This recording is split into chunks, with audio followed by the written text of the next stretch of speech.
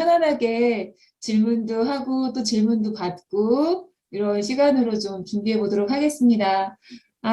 일단 제 소개를 먼저 저도 좀 드려야 되는데, 저는 가맹거래사를 따고 이제 이렇게 창업을 하게 됐어요.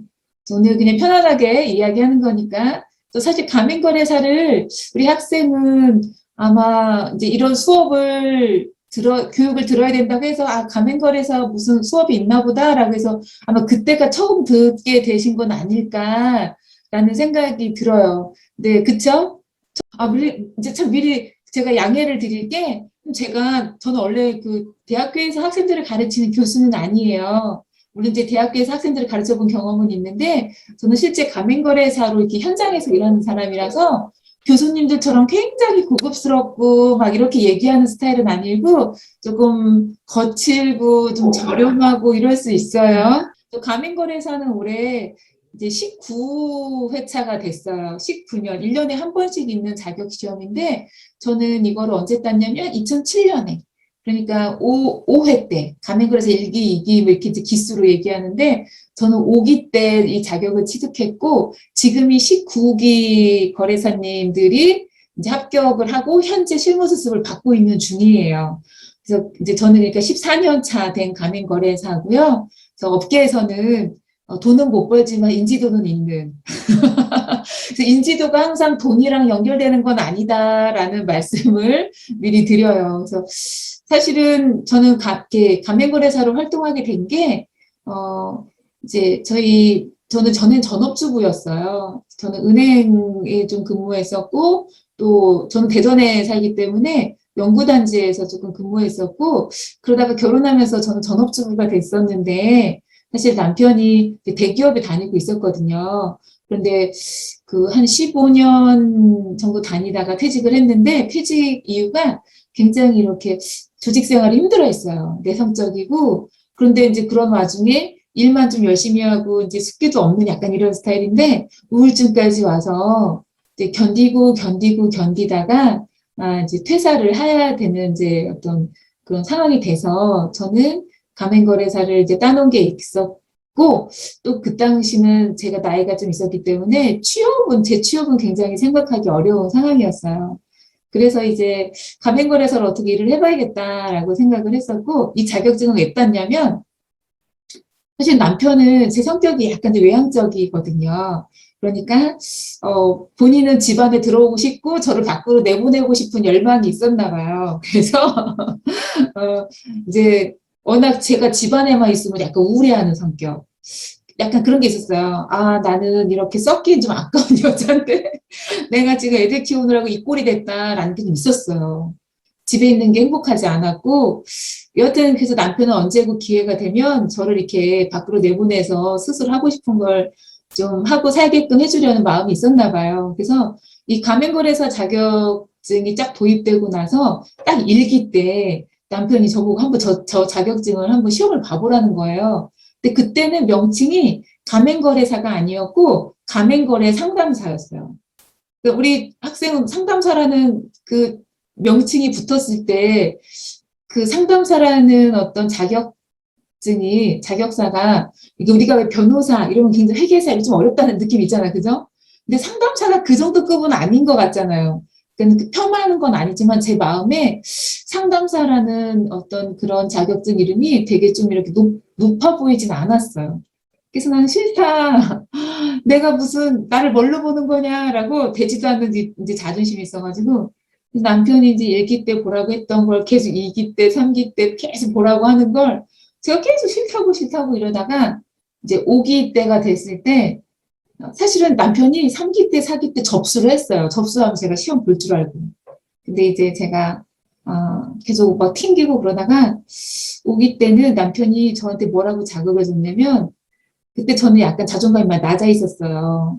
나는 내 친구들보다 공부를 되게 잘했는데 지금 애나 키우고 있는 아줌마가 됐고, 내 친구는 계속 직장 생활하고 막 이러면서 공무원 시험도 별정직, 그러니까 우체국 공무원도 합격하고 거기 근무하다가 다시 제 친구는 원래 문화정보학과 나왔거든요. 그래서 사서 그 공무원을 봤는데 또 붙은 거예요. 그 얘는 우체국 공무원이었다가 쉬는 텀 없이 우체국 다니면서 공부해가지고 그 자기가 워낙 하고 싶었던 그 사서 문헌정보학 그 도서관 사서 그 공무원 제한 경쟁이었기 때문에 합격하는 걸 보고 더 자괴감이 이제 더 자존감이 떨어진 거예요. 쟤는 공무원도 두 군데나 붙고 직장 생활하면서도 저렇게 붙는데 나는 애나 키우면서 아줌마가 돼가고 있고 막 이런 거에 되게 이제 상심이 컸었을 때인데 남편이 거기다 불을 붙였어요. 너 자존심만 세서 뭐래도 하면 될 것 같겠지만 너 이렇게 이런 자격 시험 하나 이거 네가 붙을 것 같냐? 네가 이렇게 만만하게 보지만 너 이거 붙을 것 같냐? 라고 불을 지르고 해서 출근을 했어요, 남편이.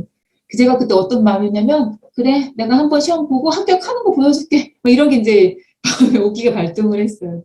그래서 이제 가맹거래사에 그때 오기 때 처음 따게 됐고요. 그러고서 따고서 그 다음에 남편이 회사를 그만두게 되는 상황이 됐어요. 우울증이 너무 심하게 도져가지고 도진 건 아니고 악화돼가지고 더 직장 생활을 하게 했다가는 남편이 죽을 것 같더라고요. 정말. 그래서 내가 가맹거래사를 일단 합격을 했으니 이제 내가 어떻게 한번 해보겠다라는 각오가 좀 있었어요. 그래서 우리 지금 학생이 보는 제 이력이 제가 서두가 길었는데 이제 왜 따게 됐고 어떻게 활동하게 됐는지를 이제 말씀드리려고 하는 거예요. 그래서 여기 보이는 수준평가 심사원 이거는 중소벤처기업부에서 선정한 심사원이에요. 이거 되는 게 사실 그 당시에도 그렇고 해마다 한 전국에서 20명 안팎으로 뽑고 이 선발된 심사원들이 가맹본부, 프랜차이즈 본부를 이렇게 평가하는 업무예요. 그래서 이런 심사원도 제 선발이 돼서 2012년부터 13년부터인가 활동을 하게 됐고요. 제가 이제 서울시에서 법률상담관을 이제 선발했는데 이거는 약간 추천제였어요. 근데 이제 전 대전에 사는데 사실은 서울시 상담관이니까 서울시에 거주하는 게 맞는데 거주해야 되는 게 맞는데 근데 저를 추천하신 분이 제가 되게 성실하고 이제 좀 유능하다고 봐주셨어요. 그래서 대전시에 있지만 서울시 상담관, 법률상담관으로 활동해줬으면 좋겠다. 근데 이거는 약간 봉사 같은 활동이에요. 그래서 이제 그 상담관들을 몇 분이셨을까? 그때는 많진 않았는데 몇 분을 뽑아놓고 2주에 한 번씩 상담을 돌아가면서 하는 거여가지고 저는 서울에 한 뭐 2달에 한 번꼴로 올라가서 상담을 하면 되는 거라서 뭐 그렇게 매일 출근하는 건 아니니까. 그래도 크게 페이는 지급 봉사 차원이어서 금액은 뭐 보수는 크진 않았지만 그래도 서울시 법률상담관이라는 타이틀이 이런 가맹거래사로서는 좀 명예로운 어떤 그런 이제 명함이었어요. 그래서 반은 변호사고 반은 가맹거래사들로 구성이 된 상담관이거든요.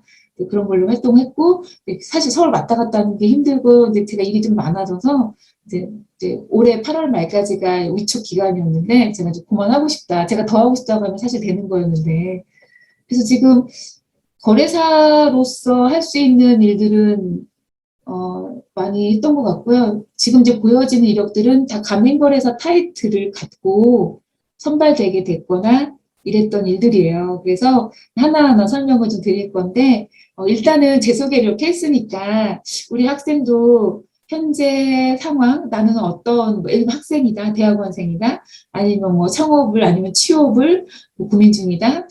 만약에 취업을 한다면 이런 쪽이 좋겠다, 아니면 아무 생각 없다. 이런 자기소개가 있을 거잖아요. 우리 이제 우리 1대1이니까 저도 이제 우리 학생 상황을 좀 알아야 거기 맞게 좀 더 도움이 되는 이야기를 할 수 있을 것 같아서 간단하게 자기소개 부탁드려요. 저는 한약자원학과를 졸업한 졸업생이고요. 지금은 취업이랑 창업이랑 대학원이랑 아직 선택을 못해서 지금은 고민하고 있는 그런 시기입니다. 가장 그래도 마음에 두고 있는 건 취업이에요, 창업이에요, 아니면 대학원이에요? 일단은 더 비중을 두는 건 공부를 좀 더 해보고 싶어서. 그럼 대학원 가는 이유는 좀 분명해요?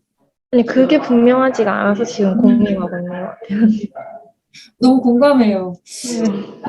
아이가 대학교 3학년인데 주변 친구들이 취업을 안 돼서 대학원에 가는 경우가 너무 많으니까 저는 사실은 그렇게 도피처럼 대학원을 가는 거는 사실 바람직하진 않은데 대부분 이제 노는이 가는 것도 있잖아요.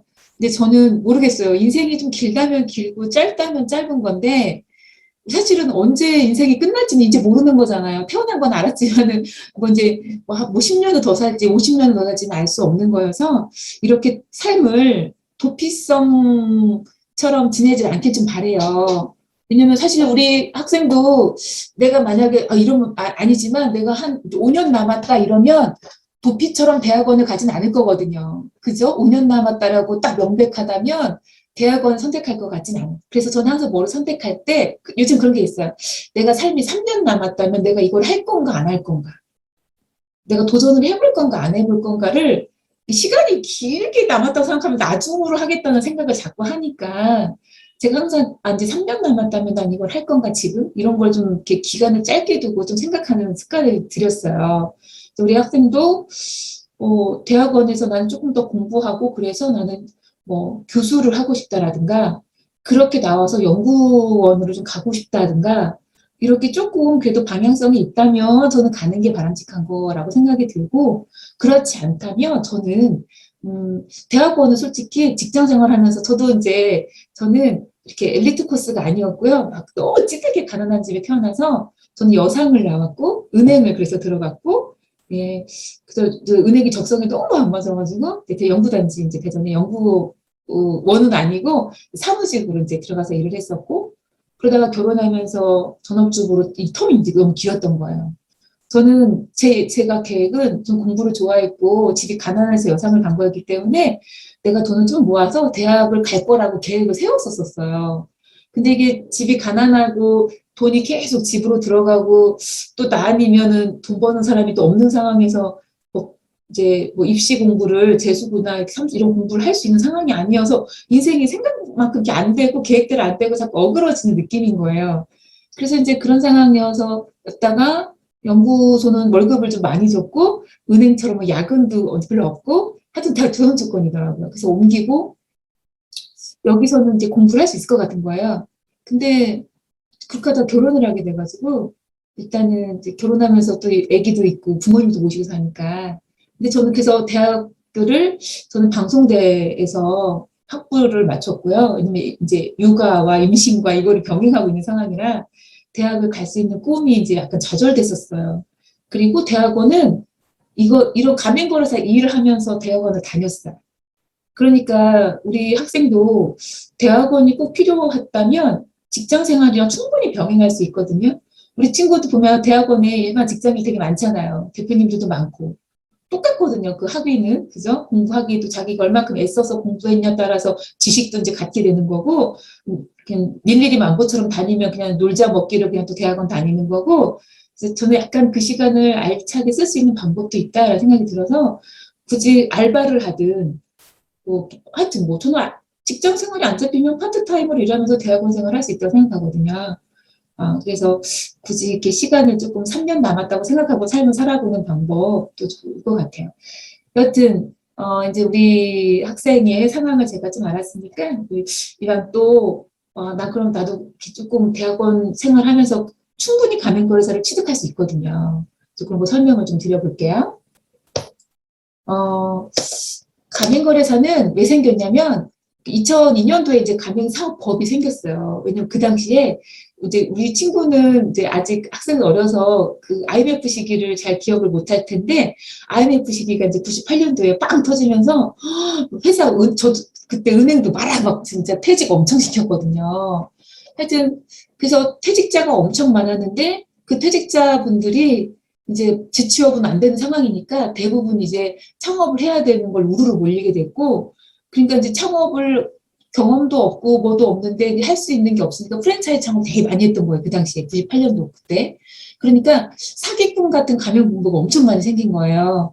창업자들이 이제 퇴직금 받은 돈은 있는 것 같고, 그리고 창업을 많이 하려고 하니까 우리가 조금 있어 보이는 프랜차이즈처럼 꾸며가지고 저 사람 돈도 빼먹자 이런 사기꾼들이 엄청 많이 생긴 거예요. 프랜차이즈 시장에.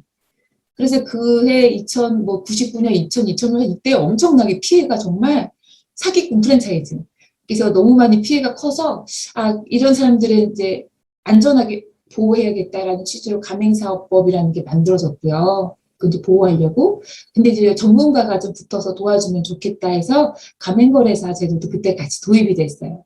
그래서 가맹거래사 원래 취지는 이렇게 프랜차이즈 창업을 하시는 분들 법률적으로 이렇게 도움을 드리는, 그래서 이제 가맹사업이 이렇게 사기꾼 소리 안 듣고 좀 안정적으로 이렇게 좀 성장하는 이제 기업이 사업이 될 수 있게 참여하는 전문가를 이제 양성해야겠다 해서 도입된 제도라고 이해하시면 될 것 같아요. 근데 주로 근데 저는 아까 제 이력을 보여드렸는데 법률 상담관 이런 일도 하지만 이제 아까 살짝 보셨을 거예요. 컨설턴트도 해요. 근데 이제 컨설턴트가 자격증이 있다고 되는 일은 아니잖아요. 이제 그래서 주로 이제 일단은 가맹사업법에서 정한 가맹거래사 업무는 이래요. 가맹사업의 사업성이 있나. 그래서 예를 들면 가맹본부를 지금은 많이 걸러졌어요. 이제 사기꾼 같은 가맹본부들은 잘 발을 못 디디게 벌써 20년이 됐잖아요. 그죠? 그래서 요즘에 가맹본부를 이렇게 사기성 있게 이렇게 만들기 좀 힘들어진 상황이긴 하지만 가끔 이럴 때 있어요. 우리도 왜 되게 유명한 맛집이거나 인기 있는 집들이 있잖아요. 그러면 자꾸 이제 이런 소상 창업하시는 분들이 맛집이나 이렇게 인기 있는 집 찾아가서 부탁하거든요. 나 이제 퇴직하고 아니면 저 좀 계속 나이가 있어도 돈을 벌어야 되는데 되게 유명한 것 같고 손님들도 많은 것 같으니까 나 이거 하나만 내줘요. 나 이거 하나 차리고 싶어요. 이렇게 막 문의가 막 간단 말이에요. 그러면 대표님들이 가끔 물어요 저한테. 원장님 저 그냥 문의가 자꾸 가면서 좀 내달라고 문의가 오는데 내가 이렇게 좀 해도 되는 건가요? 이런 것도 문의도 있고 반대로 이제 창업하시는 분들이 이제 자기 전 재산을 이렇게 투자해서 가맹점을 내는 거니까 물어요. 이 본부 어때요? 뭐 이런 것들. 근데 그런 거를 제가 물론 제가 뭐 무당이도 아니고 귀신도 아니라서 여기 뭐 좋아요 이거 안 돼요 뭐 이러진 않지만 이 본부가 지금 이런 업력을 봤을 때 지금 이런 걸 좀 미진할 것 같고 여기 지금 패전율이 많은 걸로 봐서 지금 가맹 점주들의 만족도는 높지 않은 걸로 좀 보인다. 하여튼 이런 제가 어떤 사업성을 검토를 해드리고 있어요. 그런 것들 업무를 하고 있고 주로 가맹거래사는 어떤 거라냐면 두 번째 정보공개서랑 계약서 작성해 주는 게 제 업무 비중이 제일 높아요. 아마 우리 학생은 아직 이제 뭐 젊고 어려서 집을 사봤거나 땅을 사봤거나 이런 경험은 없을 건데 우리가 보통 집을 사거나 아파트를 사거나 뭐 땅을 좀 사거나 이러면 그게 이제 내 거가 돼야 되잖아요. 그래서 이제 앞전에 우리 이제 어려운 거 들으신 것 같아요. 뭐 물법, 민법, 그죠? 어려웠죠? 그 전공자 아니면 알아듣기 힘들었을 텐데 그래도 이제 가볍게 들으셨을 것 같긴 해요. 그래서 이제 그렇게 땅이나 집을 사면 내 거가 되기 위해서 소유권을 갖기 위해서 우리 법원에 등기를 해야 되는 이런 행정적인 절차들이 있어요. 그것처럼 가맹공부를 해야겠다라고 하면 그냥 나 가맹공부야 이게 되는 게 아니고요. 이제 가맹공부로서의 이제 정보공개서랑 계약서를 공정거래위원회에 등록을 해야 돼요. 그래야 공식적으로 가맹점 모집을 할 수 있어요. 근데 이제 정보공개서나 가맹계약서를 만들어가지고 공정거래위에 등록시키는 게 되게 어렵진 않지만 잘못 작성하게 되면 나중에 발목을 잡히는 이제 손해배상도 할 수 있는 이런 여지가 있어서 이런 거 작성을 막 대충 하면 안 되는 거거든요. 그래서 보통 가맹본부들이 정보공개서랑 가맹계약서 만들어가지고 공정거래위원회에 이렇게 등록하는 업무를 가맹거래사를 통해서 진행을 해요. 그래서 이 업무는 누가 할 수 있냐면 가맹거래사가 할 수 있고 또 변호사가 할 수 있어요. 그래서 그 외적인 분들이 할 수도 있지만 돈을 받고 하는 거는 이 두 자격사예요. 변호사, 가맹거래사가 요 업무를 정보공개서나 계약서를 만들어서 공정에 등록시키는 거 돈을 받고 할 수 있는 이제 전문 자격사를 아시면 될 것 같고요. 보통은 또 여기 세 번째는 뭐냐면 이제 아까 말한 점주들이 나 이거 하는 거 괜찮은가요? 할 때 이제 궁금하신 내용들을 이제 저희가 자문을 해드리는 그래서 유료로 비싸진 않지만 유료로 진행을 하고 있고요. 저는 주로 가맹거래사마다 좀 업무에 뭐라 할까요? 집중하고 있는 게 달라요. 물론 다 할 수 있지만, 정보공개서나 계약서를 전담하고 있는, 이걸 주로 하는 가맹거래사가 있고요. 이게, 여기 보이시죠? 5번째, 분쟁 조정만 약간 변호사처럼 요것만 특화한 가맹거래사가 있고요. 아니면 저처럼 여기 교육이나 훈련, 저는 그러니까 지금까지 주로 교육을 저는 강의를 좀 많이 해요. 프랜차이즈 관련된 강의를 좀 많이 좀 생겼어요. 저는 어떻게 처음 시작했냐면 정보공개서랑 가맹계약서 만드는 게 주긴 한데 이건 우리 친구가 나중에 하게 되면 저는 쉽게 말하면 저는 창업을 한 거예요. 그죠? 가맹거래 자격증을 따고 저 창업을 했어요. 근데 이 처음 창업을 딱 했는데 누가 일 줄 것 같아요? 아무도 안 줘요. 아무도 안 줘요. 그리고 내가 가맹거래사라는 걸 우리 엄마밖에 몰라, 남편이랑. 아무도 몰라. 그래가지고 일 아무도 안 줘. 근데 블로그다 제가 뭐 정보공개에서 등록해야 된다. 뭐 이런 게 생겼다라고 올렸는데 그거 누가 볼 것 같아요? 남편밖에 안 봐요. 아무도 안 봐요.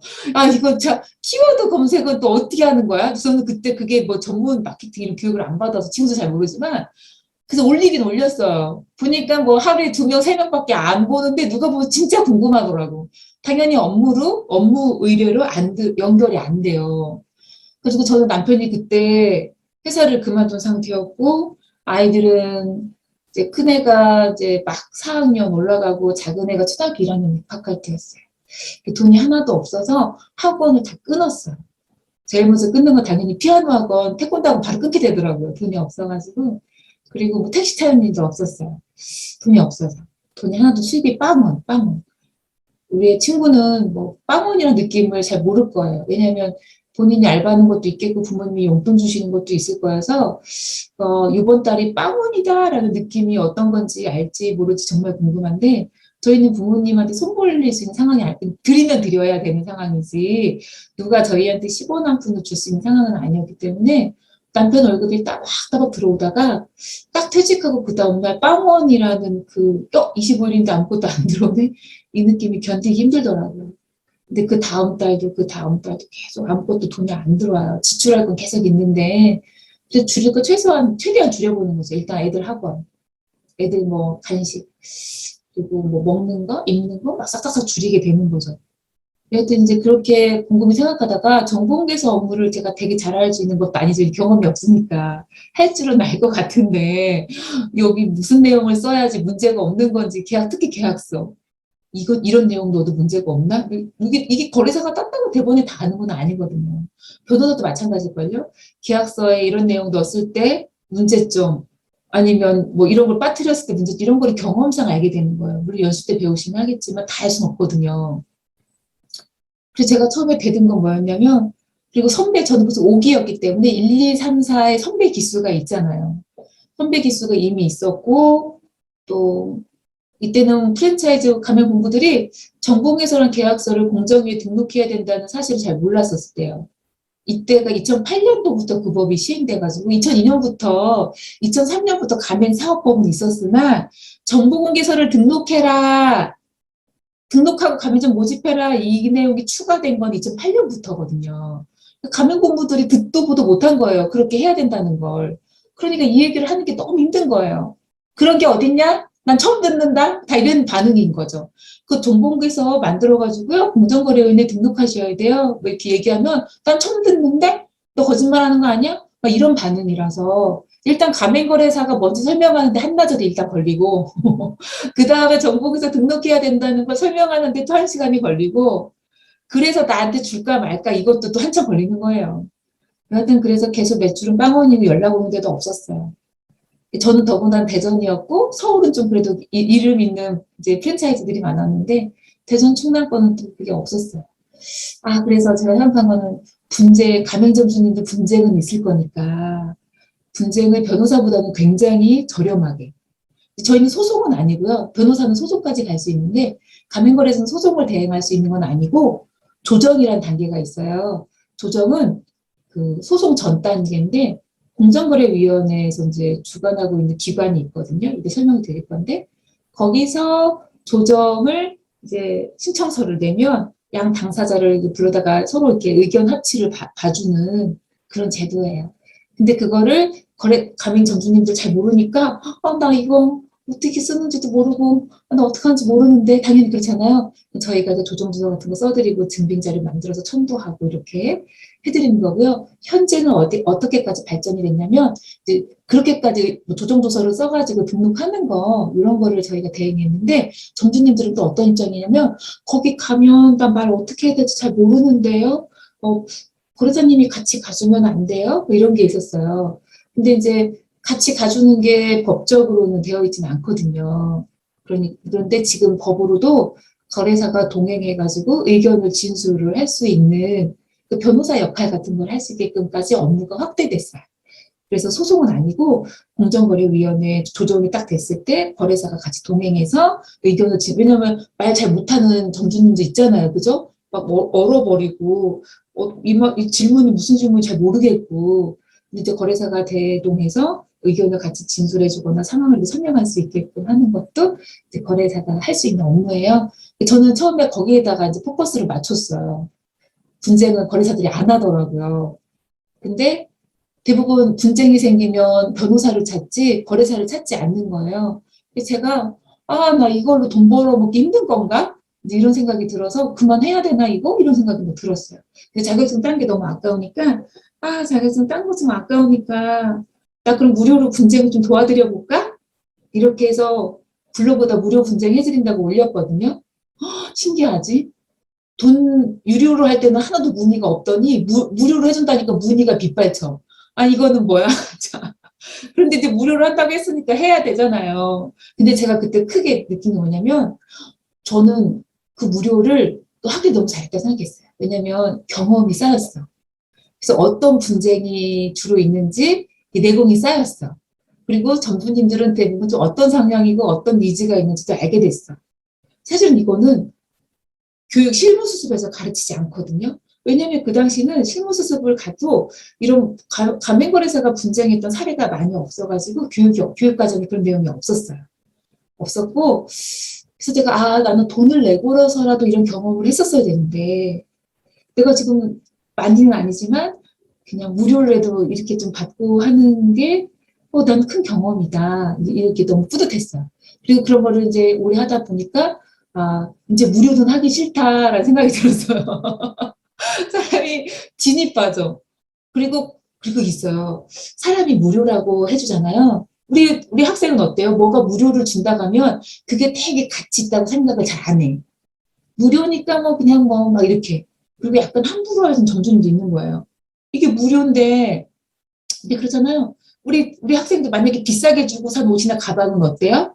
좀 애지중지해. 신발도 비싼 거 좀 애지중지해. 막, 뭐 묻으면 막 닦고, 막, 막, 옷도 막 털고 막. 근데 막 엄청 쌓는 건 어떻게 해요? 막 신어. 신다 버려야겠다. 이게 컨설팅이나 이런 상담에서도 되게 동일해요. 그래서 무료니까 막대하시는 거예요. 고마워하신 분도 있었지만은, 막 새벽 2시에 전화해요. 그래서 지금 이 시간에 전화하시는 거는 좀 그렇지 않아요? 라고 했더니 자기 편의점 이제 일 끝나고 지금 시간이 난다는 거예요. 이게 정말 여유가 너무 없잖아요. 무료래도 새벽 2시에 이렇게 자기 일 끝났다고 그 시간에 막 이 상황을 물어보고 하시는 상황은 아니잖아요. 그 오래 하다 보니까 막 저도 약간 또 이제 자괴감이 빠졌어. 진짜 물에 빠진 사람 건져놨더니 보따리 내놓으라는 시기이 있는 거예요. 그래서 제가 무료라는 말을 싹 빼버리고 이제 유료로 전환했어요. 그래도 이제 무료로 도움 많이 받으셨던 분들이 소개해가지고 분쟁이 많아졌어요. 그래서 그 당시에는 가맹거래 프랜차이즈 가맹사업 분쟁은 홍림이라는 공식이 세워졌어요. 왜냐면 아무도 안 뛰어들었던 누구든 힘들어서 약간 개척하는 상황이었어요. 가맹사업 조정조서는 어떻게 써야 되나. 물론 일반 조정조서 양식이랑 거의 동일하니까 쓰면 되는데 약간 저는 뭐를 이렇게 보고 배울 자료가 없는 거예요. 샘플이. 혼자 맨땅에 헤딩하면서 막 조정서 쓰고 보안 나오는 거야. 이렇게 쓰는 거 아니다.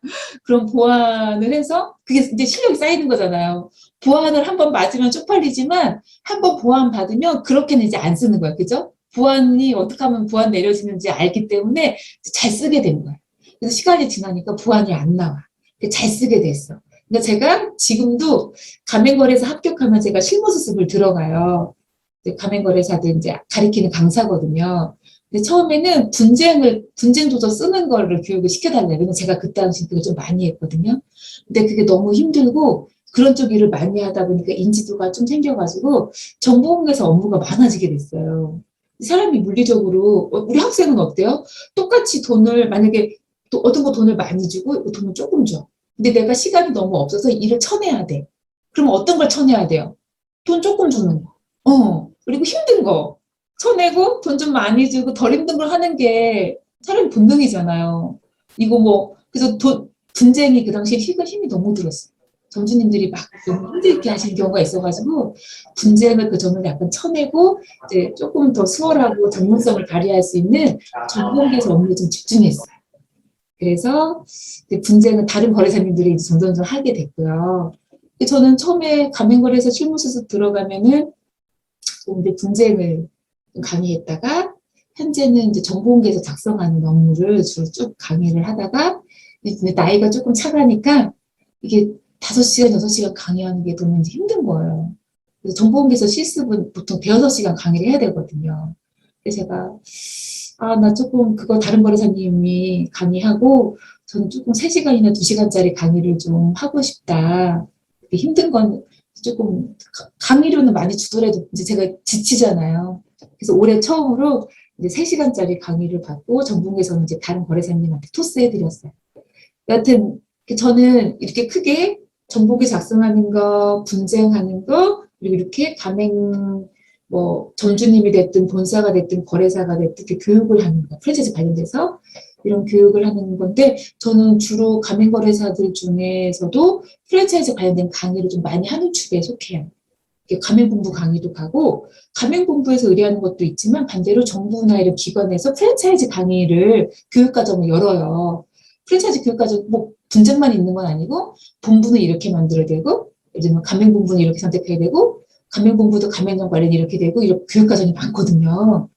그런 교육과정이 개설됐을 때 저는 주로 분쟁, 가맹본부 선택할 때 주의사항, 계약서 쓸 때 주의사항 이런 내용으로 강의를 좀 해달라고 하셔가지고 그런 일들을 주로 좀 하고 있어요. 그래서 우리 학생도 만약에 나는 좀 말하는 거에 달란트가 있는 것 같아요.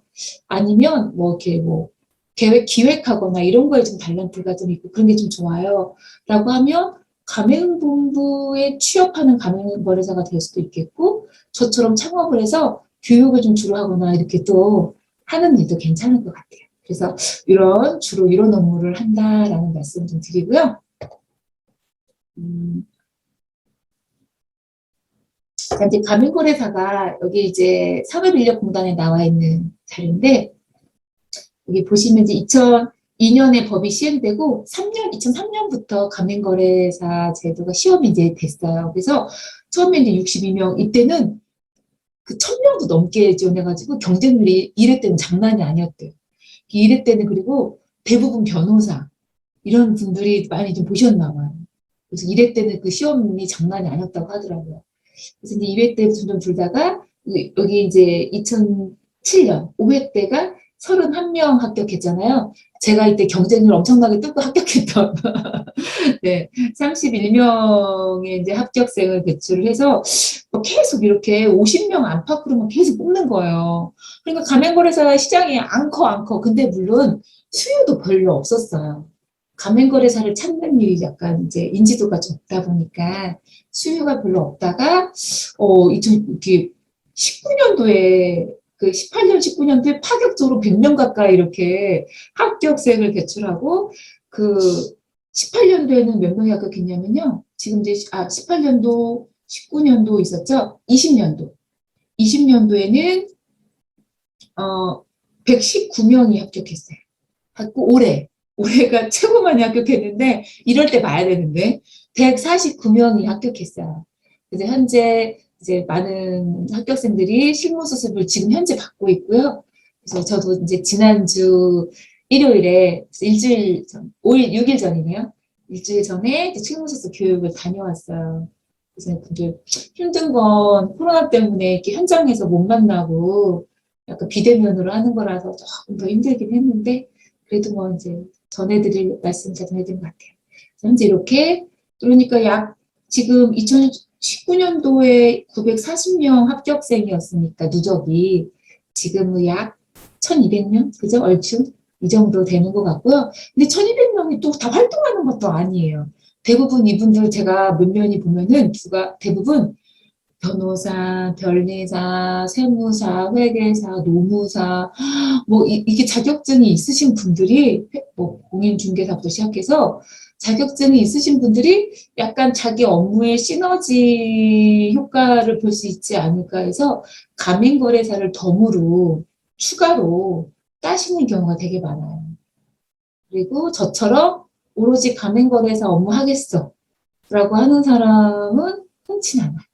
그래서 이 가맹거래사로 활동할 거예요 라고 하면 이 정보공개서를 아니 그 실무수습을 마치고 수료하고 그 공정거래위원회에 등록을 해야 돼요. 저는 88번째 등록한 가맹거래사예요. 88번째 등록 번호를 부여받고 현재 등록이 계속 되어 있고요. 그래서 등록을 한 가맹거래사 수는 2,200명보다 훨씬 적어요. 왜냐면 직장생활 하는 사람 중에서도 따놓거든요. 왜냐면 내가 나중에 퇴사하면 혹시 이거를 또 할지도 모르니까 따두시는 분도 있어요. 그래서 현재 직장인이거나 다른 자격사가 있으신 분들은 굳이 등록을 아직 안 해놓으신 분도 있거든요. 그래서 제 생각엔 등록하고 활동을 하는 등록하신 분 조금 더 있지만 실제 활동하시는 분은 제 생각엔 200명 안쪽이시지 않나 싶어요. 대부분 그냥 따놓으신 상태가 좀 많은 것 같고요. 그래서 이 정도 가맹거래사 규모의 현재는 이렇다라고 말씀드리고 대부분 이제 어디에 채용이 돼요? 라고 궁금해 하시거든요. 첫 번째는 저처럼 창업하신 분들이 좀 많아요. 가맹거래사 사무소를 내시는 분들이 또 등록하신 분들 중에는 좀 많고요. 가맹거래사 사무소를 이렇게 안 내신 분 중에는 이제 그래도 좀 잘 되는 경우는 이렇게 지자체에서 뽑아요. 그래서 서울시에서 이렇게 이제 기간제 공무원처럼 이렇게 가맹거래사를 뽑고요. 그 정보공개서 등록 업무가 서울시는 이제 공정거래위원회에서 하는 게 원래 없는데 그 업무를 서울시는 자기네가 하겠다고 가져갔어요. 정보공개서 아까 내가 등록해야 된다고 했잖아요. 그게 처음에 공정위에서 하다가 공정위가 그거를 한국공정거래조정원이라고 조정하는 그 기관이 있는데 거기에다가 업무를 위탁을 줬거든요. 근데 법이 조금 개정되면서 지자체에서도 할 수 있게끔 법이 바뀌었어요. 그랬더니 서울시가 우리 서울시 소재 가맹본부들은 우리가 관리하겠다. 라고 해서 이 정보공개서 등록 업무를 서울시가 가져갔고요. 그러다 보니까 이제 서울시 소속의 공무원으로 이제 별도로 뽑아요. 그래서 이 뽑는 지자체가 어디 있냐면 서울시, 그리고 경기도, 인천, 부산, 경남, 여기서는 지자체에서 공무원을 뽑아요. 가맹거래사 중에서. 그래서 여기 하면 이제, 그런 거 너무 적으니까, 그 4명 거의 되는 것 같더라고요. 경쟁률도 낮죠, 당연히. 특히 서울시는 아무래도 조금 세긴 한데, 다른 좀 지자체는 경쟁률이 되게 낮아요. 그리고 아직 대전시는 안 뽑았거든요.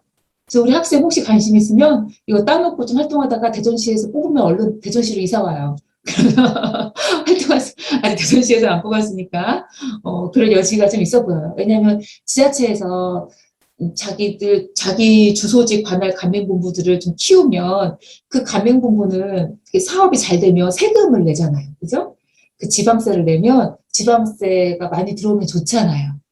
그래서 가맹본부를 이렇게 육성하는 취지도 있고 또 하나는 또 분쟁이 생기면 안 되니까 가맹본부들 이렇게 자기 지역 대전시 예를 들면 저 서울시 아까 그 법률 상담 다닐 때 서울시에 있는 분쟁 같은 걸 서울시에서 받아서 이렇게 저희한테 배분해요. 상담해 주라.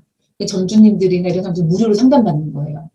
무료로 이렇게 저렴하게. 왜냐면 이제 공정하고 발전이 잘 돼야 되니까 서울시에서 저희한테 약간 인건비를 약간 상담을 좀 주고 이렇게 전주님도 상담을 해주게끔 부산시에서도 하고 있는 거고 그 경기도나 인천광역시에서 하고 있다. 그래서 지금 현재 뭐 경북, 대구, 대전, 광주에는 없거든요. 그래서 우리 학생이 가맹거래소를 좀 빨리 따서 좀 이렇게 컨설팅트 회사에서 조금 근무한 이력이 아무리 있어야 자격증 있으면 되는 건 아니잖아요. 조금 이런 데서 일해본 경력이 좀 쌓이면 대구시에서 뽑는다. 광주광역시에서 뽑는다. 이럴 때 얼른 내보면 업무가 많지는 않을 거거든. 서울시만큼. 서울이나 인천이나 경기도는 많아요. 왜냐면 가맹본부가 많으니까 이런 등록 업무도 많고 분쟁도 좀 많고. 그런데 이제 광주나 대전이나 대구는 그런 데 비하면 좀 적어요. 제 생각엔 되면 조금 그런 데보다 좀 덜 힘들게 그 업무만 하는 거니까 기회가 좋지 않을까라는 생각이 좀 들고요. 그래서 이런 거 한번 노려보시면 좋겠다 생각이 들고, 그리고 제가 이제 두 개를 썼는데 공정거래위원회에서도 뽑아요. 물론 기간제이긴 하지만 근데 이제 기회가 됐을 때 무기계약직으로 전환되는 게 있잖아요. 그리고 한국공정거래조정원에서도 등록 업무를 이제 해요. 당연히 등록관을 뽑는데 가맹거래사 자격이 있어야 보통 선발이 되고요. 그래서 이번에도 작년 기수죠. 2020년 뽑힌 18기, 2020년 뽑힌 후배 거래사님이 전화 왔어요. 그래서 공정거래위원회 이번에 들어갔다고, 기간제로. 근데 그런 게 이제 일을 계속하면 연임이 계속 될 수도 있는 거고, 또는 무기계약도 전환될 수 있는 거고, 혹여 또 그렇지 않더라도 만약 거기 있다가 나와서 자기 거래소 사무소를 차리면 공정거래위원회에 근무했다라는 그런 스펙들이 사실은 굉장히 유리하거든요. 아무래도 그렇잖아요. 공정거래위원회 잠깐 일하고 나왔던 사람이 가맹거래 사무소 차리는 게. 그래서 이렇게 좀 이런 걸로 여기 보시면 가맹거래사 이제 자격증 소지자 이렇게 해가지고, 왜냐면 또 등록 업무는 엑셀 같은 거 잘해야 돼요. 그래서 우리 학생들 대부분 엑셀이나 PPT 잘하니까 그때 걱정 안 하는데, 근데 엑셀을, 왜냐면 데이터 같은 게 맞는지 확인해야 되는 게 있거든요. 매출액이나 가맹점 엑셀을 막 돌려서 기본적인 거니까. 그러니까 너무 고난이도의 어떤 함수나 이런 걸 원하는 건 아니고요. 엑셀을 조금 활용 가능한 이 정도면 이게 내볼만 하죠. 그래서, 그리고 이왕이면 나이 드신 분들보다 좀 젊은, 그냥 오래 근무하고 빠릿빠릿하게 하는 게 좋으니까, 저는 따놓으면, 왜냐면 어렵지 않으니까 따놓으시면 좋지 않을까라는 생각이 좀 들어요. 조정원이나 공정거래위원회에서 근무할 기회도 좀 있다. 참고로 제 동생도 이제, 물론 제 동생은 가맹거래사를 따고 공정에 들어간 건 아니었는데, 공정에 들어가서 바로 제가 이런 걸 하고, 그래도 뭐 인지도가 아직 많이 높은 자격사는 아니지만 그래도 약간 제한 경쟁에 유리한 거니까, 그래서 거기 들어가 있는데 가맹거래사를 땄어요. 그래서 그러면 아마 이제 보직 같은 거 받을 때도 자격증이 있으니까 조금 그쪽 가맹 분야로 갈 여지도 있지 않을까 해서 따놓긴 했거든요. 그래도 이제 공정이 주관하는 자격사, 이 자격증은 공정거래위원회에서 주관하는 자격사예요. 국가 전문 자격사. 그래서 이제 동생도 거기에 이제 처음에는 기간제로 갔다가 무기계약제로 전환되면서 네, 가맹거래사도 따고 이래서 조금씩 이제 안정적으로 근무하고 있는 상황이에요. 그랬으면 좋겠고, 그리고 제가 아까 이제 법률적인 거를 도와주는 거기도 하지만, 경영적인 부분도 거래사들이 활동을 해요. 크게 말하면, 법률에 조금 특화돼 있냐, 법률 컨설팅에, 그러니까 계약서 만들거나 정봉에서 만들거나 분쟁이 약간 법률적인 거죠. 아니면 경영 이렇게 프랜차이즈 만드는 거, 프랜차이즈 가맹점 늘리고 이런 거에 조금 더 특화된 거래사님들이 계세요. 왜냐면 경영학을 전공했고 경영 쪽에 많이 이런 좀 지식이 있으신 분들은 법률적인 것보다 경영적인 부분에 포커스를 맞춰서 자기의 어떤 정체성이나 포지션을 만들어 가거든요. 근데 여기 보시면 소상공인 시장진흥공단에서 2010년, 그전까지는 인정 안 하다가 2010년도인가 그때부터 소상공인 시장진흥공단에서 컨설턴트를 해마다 뽑거든요. 해마다 뽑는데 그때는 대부분 경영지도사, 뭐 세무사, 아니면 컨설턴트로서 그런 기관에서 활동한 경력이 있는 자, 이런 사람들만 컨설턴트로 선발을 했었어요. 그런데 2010년부터 여기 거래사 협회에서 이렇게 자꾸 푸시한 거죠. 우리 가맹거래사가 이런 경영 쪽, 프랜차이즈 경영 쪽에도 컨설팅을 할 수 있는 자격사들이다. 그런 경험이 있고 지식이 있는 사람들이니까 우리 그 컨설턴트 뽑으실 때 인정되는 자격사로 넣어달라고 계속 이렇게 이제 설명회도 하고 막 간담회도 하고 이렇게 애를 쓰신 덕분에 2010년도부터는 가맹거래사도 여기 소상공인 시장진흥공단은 중소벤처기업부 산하의 이제 공공기관이거든요. 이제 거기에 정식으로 컨설턴트 풀에 들어갈 수 있는 인정 자격사가 됐어요. 그래서 제가 여기 이제 국가 전문 및 국가기술 자격증 현황, 이 자격증이 있는 사람들 중에서 컨설턴트를 등록할 수 있다라는 거거든요. 여기 보시면 이렇게 가맹거래사, 공정거래위원회에서 주관하고 있는 가맹거래사 합격자, 자격증 보유자도 여기 컨설턴트에 들어올 수 있다라고 이제 인정이 되고 있어요. 그래서 저는 2007년, 8년도에 자격증 따고 활동할 수 있는 게 별로 없었는데 2010년도에 컨설턴트 프렌드 인정되는 자격사가 되면서 저도 그때 컨설턴트 얼른 등록하고 컨설팅은 할지 모르지만 등록을 일단 해놓으면 우연히 컨설팅이 들어오면 이제 되게 창피했어요. 할 줄 몰라가지고 컨설팅. 쪽팔리고. 누가 봐도 너 컨설팅 못하는구나 이게 티가 났어. 처음부터 잘하는 사람 어딨어요? 근데 이제 하다 보니까 아 소상공인들은 이런 도움이 필요했구나. 마케팅을 아예 모르시는구나. 근데 내가 마케팅 조금 배워가지고 이렇게 해보시면 고객이 좀 늘 거예요. 아니 고객들이 이런 거 좋아하니까 이렇게 댓글 달아주시고 이렇게 하면 좀 고객들 만족도가 좋아져요. 이런 것도 모르는 소상공인이 엄청 많아요. 근데 우리 학생들은 그런 거 좀 잘할 수 있잖아요. 그죠? 근데 가맹거래사가 있는데 내가 그런 마케팅이나 인스타를 해봤는데 고객들이 어떻게 유입되는지는 잘 알아. 아니면 나는 뭐 예를 들어 또 우리 학생들 중에는 외식업 전공한 친구들도 있어요. 그럼 메뉴 개발을 해주거나 메뉴 세트 구성을 해주거나 아니면 메뉴 DP. 왜냐면 우리 친구들도 메뉴 음식이 맛있어야 그걸 찍지 맛대가리 없는 걸 찍지는 않잖아요. 그렇게 맛있어 보이게 하는 이런 컨설팅도 하는 거예요. 이렇게 하면 고객들이 아무도 안 찍어요. 해서 그런 거 해주거나 내지는 본인 사진 되게 잘 찍어. 그럼 사진 메뉴 개발해주고 DP 해주고 세트 구성해주고 찍고 이것도 컨설팅이거든요.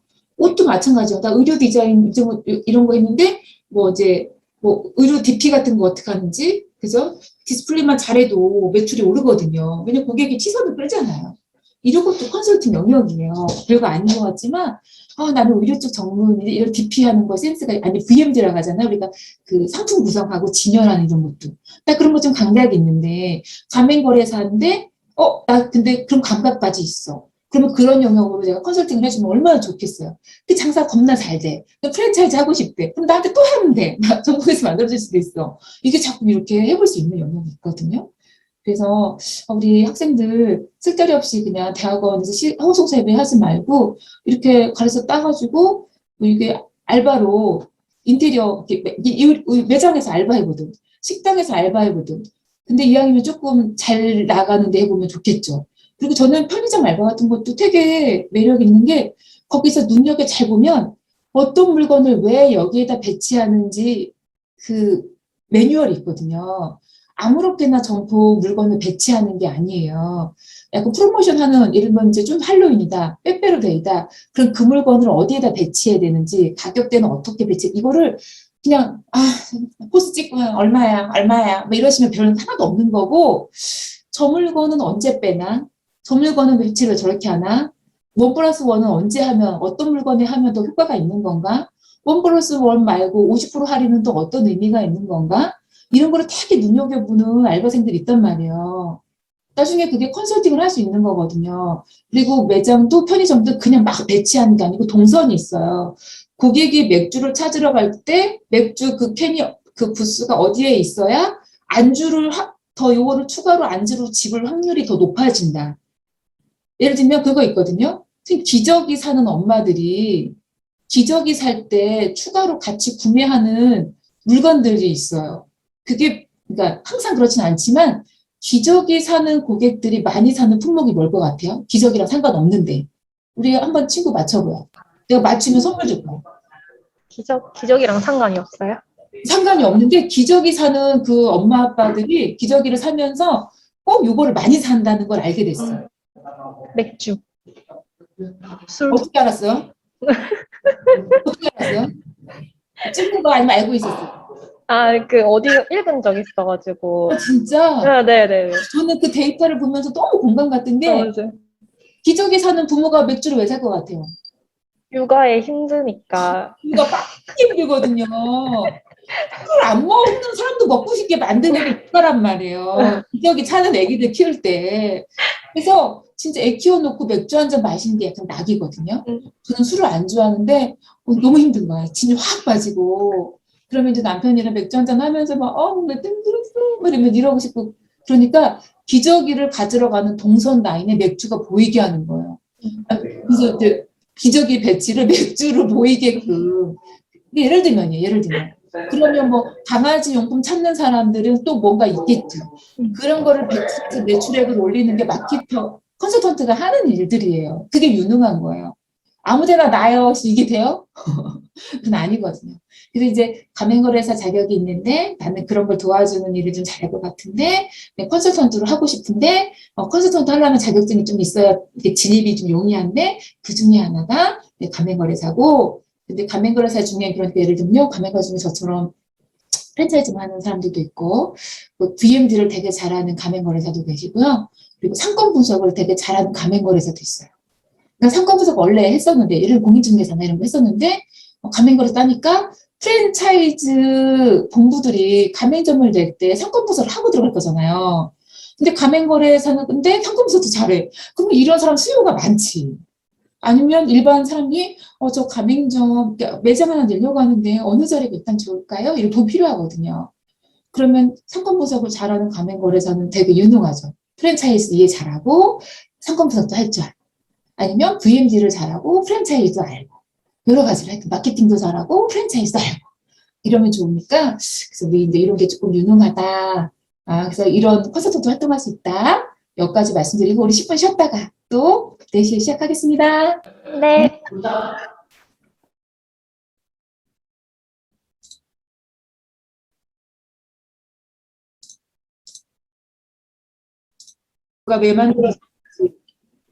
왜 만들어졌는지, 그리고 이제 가맹거래사가 주로 하는 일이 뭔지, 그리고 가맹거래사를 따게 되면 주로 어디에서 이제 어떤 일을 할 수 있는지를 설명드렸는데, 그 중에 아직 다 못한 이야기. 제가 처음에는 지자체에서 많이 요즘 선발하고 있다. 그 등록 업무나 분쟁 업무 같은 걸 맡기려고. 그리고 두 번째로는 공정거래위원회나 아니면 이제 한국공정거래조정원에서 또 이제 채용을 하고 있고, 또 소상공인진흥공단뿐만 아니라 정부 산하기관에서 이렇게 인정하는 컨설턴트 자격사로서도 유의미하다라는 말씀 이제 드렸어요. 그리고 마지막으로 이거 다음에 안 들어 공유가 안 됐나요? 새로 공유해야 되나? 됐다. 네네. 그리고 요거는 그 컨설턴트로 활동하는 것 중에 이제 중기부에서 하는 것도 있지만 지자체에서 아까도 제가 말씀드린 것처럼 자기 지역의 어떤 프랜차이즈 사업을 활성화하기 위해서 지자체 자체에서 프랜차이즈 지원 사업들을 이렇게 펼쳐요. 그때 이런 지원 사업에 참여할 수 있는 컨설턴트 기관들을 모집하는데 당연히 가맹거래사들이 이런 컨설팅 회사를 갖고 있거든요. 그런데 그 컨설팅 회사에 예를 들면 이제 일반 컨설턴트도 유명하신 분이 있어요. 가맹거래사 아닌데 컨설턴트로 유명한 회사들도 있는데 거기에 반드시 가맹거래사가 보유가 돼야 돼요. 그러니까 일반 컨설팅 회사에서도 가맹거래사를 채용해요. 그래야 자기네가 이런 사업을 따낼 때 우리 인력풀에 가맹거래사가 있다라는 거를 이렇게 소명하거든요. 가맹거래사 누구, 컨설턴트 누구, 뭐 이렇게 몇 명 들어간다고 이렇게 저희가 이제 이 사업에 참여할 때 그 참여 인력에 대한 정보도 넣어야 되거든요. 그러니까 일반 컨설턴트 회사에서도 이렇게 가맹거래사를 채용을 많이 하고 있다라는 말씀 좀 드리고요. 그리고 여기는 주로는 사실은 어디서 좀 많이 뽑냐면 가맹본부. 프랜차이즈 가맹본부에서 가맹거래사들을 이왕이면 직원들 뽑을 때 왜냐면 그러니까 좀 작은 약간 이제 뭐 중견기업까지는 아닌데 작은 가맹본부도 많거든요. 거기서 이왕이면 직원을 뽑을 때 가맹거래사면 좋겠다고 다들 그러세요. 왜냐면 가맹거래사 업무, 그러니까 예를 들면 정보공개서를 아까 제가 공정위에 올려야 된다고 했잖아요. 올리는 게 끝이 아니라 해마다 변경을 해야 돼. 그 정보공개서를 업데이트하는 업무를 해야 돼. 해마다 업데이트해야 되고 해마다 한 번은 반드시 업데이트를 해야 되는데 한 번뿐만 아니라 예를 들면 뭐 가맹본부가 이사 갔어. 그러면 그때도 변경 등록해야 돼. 주소가 바뀌었으니까. 아니면 가맹본부가 개인 사업자였는데 법인으로 전환했어. 그럼 또 변경 등록 또 해야 되고. 아니면 홍민미가 대표였다가 뭐 이제 누구로 대표자를 바꿨어. 그럼 또 변경 등록해야 되고. 이렇게 수시로 변경 등록 업무를 해야 돼요. 그때마다 가맹거래사한테 돈 주면 힘들잖아, 가맹본부도. 그러니까 우리 직원 중에 가맹거래사를 뽑아서 그런 업무를 상시적으로 맡기고 또 아까처럼 뭐 이제 가맹점 관리나 계약하는 업무 이런 거 다 담당하게 하려고 멀티로 쓰려고 쉽게 말하면 멀티로 쓰는데도 가맹거래사가 유리해요. 제가 실제 우리 학생들이 많이 뭐 BBQ, 파리바게트 뭐 이런 데는 당연히 다 가맹거래사가 있어요. 직원으로 다 있고요. 예전에 제 이제 그 동료 가맹거래사 중에 카페벤에 이제 고용이 그러니까 그 취직이 됐는데, 거기는 약간 그래도 프랜차이즈 업계에서는 좀 큰 데였어요. 지금은 많이 이렇게 좀 줄어들었잖아요, 카페베네가. 카페베네 알죠? 그죠? 나만 또 옛날 사람인 줄 알고 또. 그래서, 카페벤에 제가 어땠어요? 물어봤더니, 거기는 회사가 좀 크다 보니까 가맹거래사한테 다른 일은 안 시키고, 그냥 정보공개서 등록, 변경 등록, 가맹점 분쟁, 내용 증명 보내는 거, 요 업무만 시킨대요. 자기는 사실은 카페벤에 들어갔을 때 프랜차이즈 전반에 대해서 배우고 싶었대요. 마케팅 프랜차이즈는 어떻게 하는지, 가맹점 모집이나 개설이나 이런 관리는 어떻게 하는지, 물류 이런 시스템은 어떤 건지 다 알고 싶었던 거야. 배우고 싶은 건데, 딱 가맹거래에서 업무만 시키니까 다른 건 못 배웠다고. 근데 이제 그 업무만 하니까 고단하진 않은데, 다른 일은 좀 못 배우는. 그러니까 사람마다 다르죠. 나는 요 업무만 하고 싶어, 다른 거 시키지 마. 이런 사람도 있고, 나는 욕심 있는 사람, 저 같은 스타일은, 나 거기 좀 괜찮은 회사 들어가서 두루두루 배우고 싶다. 이러면 역량이 커지는 거잖아. 그죠? 근데 그럴 수도 있어요. 그래서 대부분 가맹 본부에서 많이들 고용하고 있고요. 제가 다 그런지는 모르겠지만, 많은 회사에서 가맹거래사 자격증이 있으면 기본 월급에 인센티브를 추가로 주신다고 하더라고요. 자격증 수당처럼. 그래서 그런 회사들도 있고.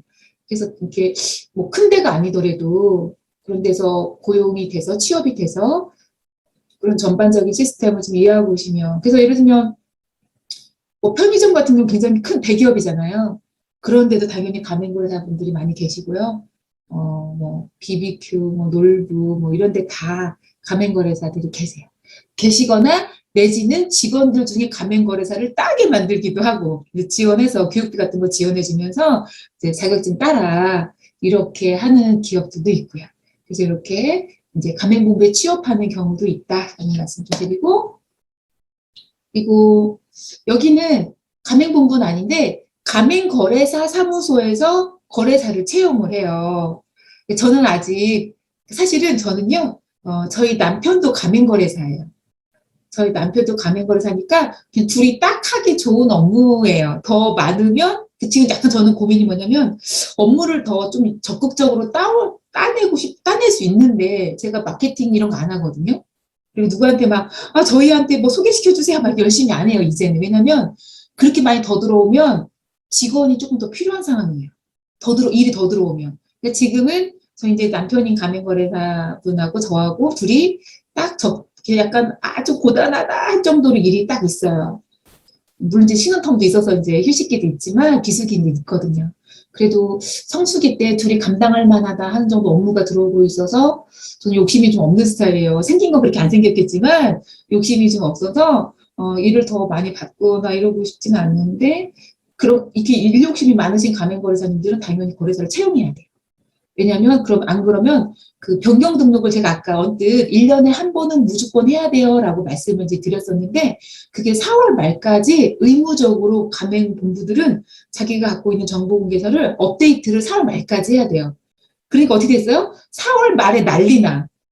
그때 왕창 늦는 거예요. 그러니까 가맹거래사 혼자 감당 못 해요. 그러니까 직원이 좀 필요한 상황이에요. 근데 이제 거래처가 몇 개 없는 가맹거래사들은 혼자 하면 되는데 이 자문사나 거래처가 좀 많다. 이러면 혼자 4월 달에 그 일을 다 못 쳐내요. 그러니까 거래사들을 이렇게 채용한단 말이에요. 지금 화면 보는 것처럼. 그래서 제가 이렇게 올려놓은 거는 두 회사가 일단 올려놓은 건데 윤성만 가맹거래사님은 이제 기수도 높으신 선배님이세요.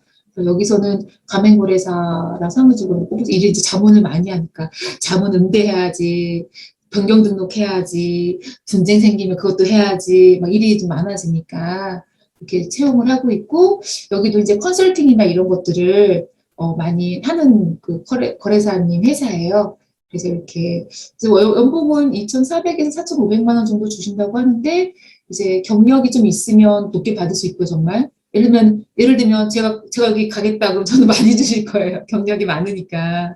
있을 거고 이제 신입은 그래서 저는 가끔 우리 학생들이 그런 생각했으면 좋겠어요. 월급이 많지 않더라도 일단 내가 저런 스킬이나 저런 노하우를 좀 배우고 싶었다라고 한다면 좀 그런 내 역량을 키우는 거잖아요. 물론 이제 열정페이 이런 그지 같은 말 싫어하는데 그래도 보수 조금만 차이 나면 막 옮기는 이런 이제 친구들 보면 갑자기 어떤 성실함도 궁금하기도 하고 의심스럽기도 하고 또 이렇게 내공을 역량을 쌓았을까? 뭐 이런 생각도 들어요. 그래서 이런 데서 좀 뭐 비싼 페이는 아니지만 나는 거래사로서 역량을 좀 키워보고 싶었는데 여기서 컨설팅 업무도 하고 정보공개서 계약서 만드는 업무도 할 수 있을 것 같고 두루두루 배워볼 수 있을 것 같다라고 하면 이제 이 수습 기간 동안은 좀 페이가 적겠지만 이렇게 좀 견뎌보고 아니면 자기 사무실 차릴 때도 되게 도움이 되거든요. 실제로 저는 우리 학생이 생각했을 때 그렇잖아요. 가맹거래사 딱 따고 나왔다고 정보공개서를 만들 수 있지 않아요. 전공부서 만들려면 뭐 물어봐야 되지? 무슨 소리 받아야 되지? 이걸 알 수 없거든요. 그래서 저는 운 좋게도 전 그게 있어요. 우리 친구도 마찬가지겠지만 생각을 하겠지만 어디서든 성실한 모습으로 대하면 좋은 기회가 항상 온다는 거예요. 저는 가맹거래에서 합격하고 나서 연수 받을 때까지 이게 공백이 좀 있었어요. 연수가 늦게 시작하는 바람에. 그래서 프랜차이즈도 모르니까 프랜차이즈 법률 말고 일반적인 걸 모르니까 배우러 다녔어요. 서울로. 근데 그때 제가 무슨 서울로 교육과정을 들으러 갔는데 거기에 가맹거래사님이 강의를 하는 거예요. 그 교육과정 중에. 프랜차이즈 전반적인 뭐 이제 가맹점 모집, 가맹점 관리, 상표권 관리 막 여러 가지 필요한 게 있거든. 프랜차이즈를 하려면 물류는 어떻게 해야 되고 뭐 매출 관리는 어떻게 해야 되고 이런 쭉 하는데 그런 계약 관리 이런 거를 가맹거래사님이 강의를 하시는 거예요. 그래서 제가 이제 일단 인사를 드리면서 저 이번에 합격한 가맹거래사인데 아직 연수는 시작되지 않고 배우러 왔습니다라고 인사를 이제 했어요. 그랬더니 네 축하드립니다. 근데 그분이 인사를 했죠. 근데 연수를 딱 들어갔는데 그분이 또 연수 강사로 오신 거예요. 그래서 제가 안녕하세요. 저 지난번에 무슨 서울 어디서 교육할 때 그때 인사드렸었는데요. 라고 했더니 기억합니다. 이러시는 거예요. 저는 그때 교육 연수 받을 때도 그분께 질문을 궁금한 거 있습니다. 이렇게 질문도 드리고 그분이 질문하면 제가 손들고 답변하고 이렇게 되게 적극적으로 했단 말이에요. 근데 그분이 연수가 다 끝나고 연락 왔어요. 자기 사무소에 이제 일이 너무 폭주해가지고 가맹거래사를 좀 뽑고 싶은데 맞을 수 있냐고. 그래서 일을 배우고 싶었는데 가능합니다 했더니 거기 사무소 서울이고 저는 그 당시에 홍성 살아 충남 홍성. 그래서 출퇴근을 어떻게 해? 내가 제가 근데 홍성에 살아서 했더니 그분이 일주일에 2번만 출근하고 나머지는 재택근무를 하라는 거예요. 어차피 주로 작업하는 거가 이제 많고 정보에서 작성하고 계약서 작성하고 이런 게 있고 재택은 그러니까 방문은 본부를 만나서 미팅해야 되는 일이 있으니까 2번은 서울로 출근하고 나머지는 재택근무를 하셔도 돼요라고 했어요. 근데 페이는 되게 낮았거든요. 근데 제가 그 일을 언제 배우겠어요? 본부 만나서 미팅은 어떻게 되는지, 본부 만나서 어떤 정보를 얻어와야 되는지, 어떤 서류를 제출해 무슨 서류를 이렇게 준비해 달라고 얘기해야 되는지 하나도 모르는데 거기서 일하면서 그런 걸 배웠어요. 그래서 페이는 되게 낮았는데 저는 솔직히 제가 돈을 내고 학원처럼 배웠어야 돼. 돈을 내고. 학원처럼 다녀서 그 일을 배웠어야 되는데 돈을 받고 배우게 돼서 되게 감사했고요. 그때 제 기스 중에 이렇게 가맹거래에서 사무실에 취업된 사람이 별로 없었거든요.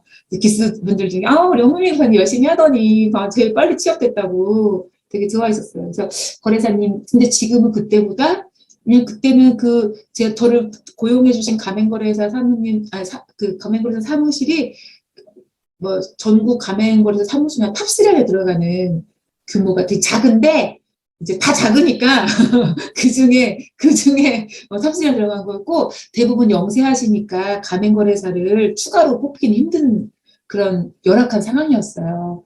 왜냐면 인건비를 줄 수 없는데 자기 혼자 그냥 해야지. 그런데 지금은 이렇게 상황이 되게 조금 많이 나아져가지고요. 이렇게 가맹거래사를 채용하시는 거래사님 사무실가 좀 많아졌어요. 그래서 그리고 아까 말씀드린 것처럼 가맹거래사 사무소가 아니어도 일반 컨설팅 회사에서도 거래사를 되게 필요로 해요. 그래서 제가 지금은 약간 이제 업력이 제가 지금 벌써 14년 막이 됐잖아요. 그리고 가끔 컨설턴트 일반 가맹거래사 말고 일반 컨설팅 회사 대표님 저한테 전화해요. 원장님 혹시 후배 중에 좀 똘똘한 가맹거래사 있으면 좀 추천해달라는 거. 자기 회사 고용하고 싶다고. 자기네도 가맹 본부가 거래처가 많은데 정보공개서랑 분쟁 같은 거를 전문으로 하는 직원이 있어야 될 것 같다. 그래서 저한테 정말 해마다 문의 오세요. 후배 가맹거래사 중에 좀 이렇게 젊고, 왜냐면 나이 드신 분들은 대표님이 자기보다 나이가 많으면, 직원이 많으면 불편하잖아요. 이거 당연히 젊고, 좀 말귀도 좀 빨리빨리 알아듣고, 이제 그런 후배 거래사에 있으면 추천해달라라고 하시거든요. 근데 제가 뭐 후배 거래사님들이 많이 나왔다고 해서 면면이 알지 못하잖아요.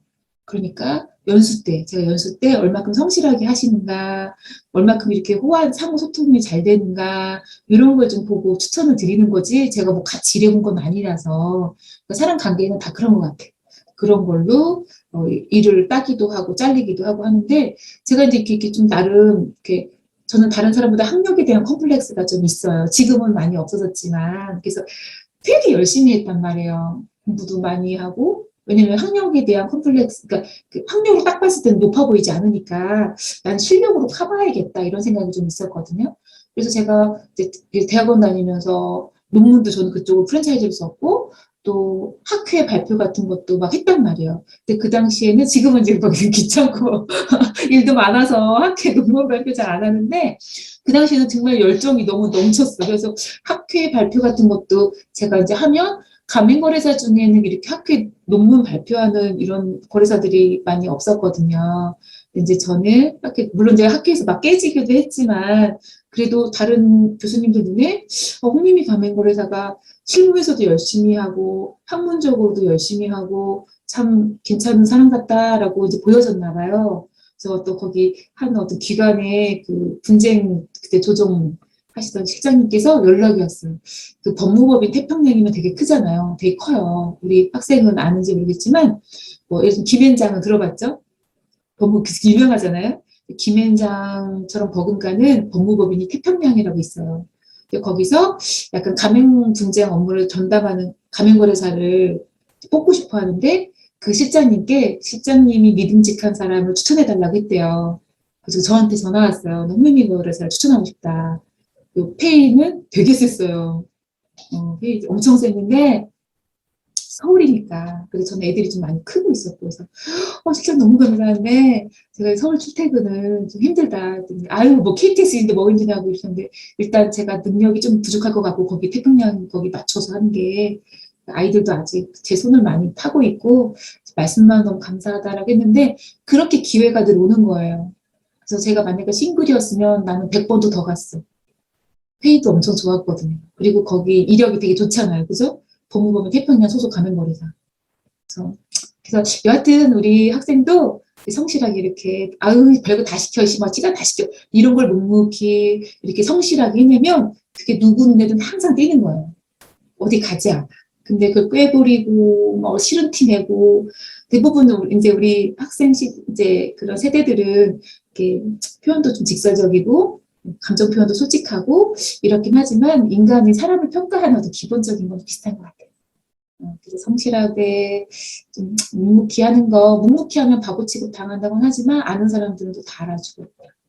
그래서 이제 이 거래사 이런 사무소에도 좀 일해볼 수 있는 기회도 있다라는 말씀 드리고, 일단 시험인데 시험이 어렵지가 않아. 물론 이제 그냥 뭐 아주 공부 안 하고 봐도 되는 건 그 정도는 아닌데 대부분은 직장 생활 하거나 뭐 하면서 아침 저녁으로 공부 좀 열심히 하고 주말에 공부 열심히 몰아서 열심히 하고 이러면 대부분은 1년 안에 1, 2차를 다 합격해요.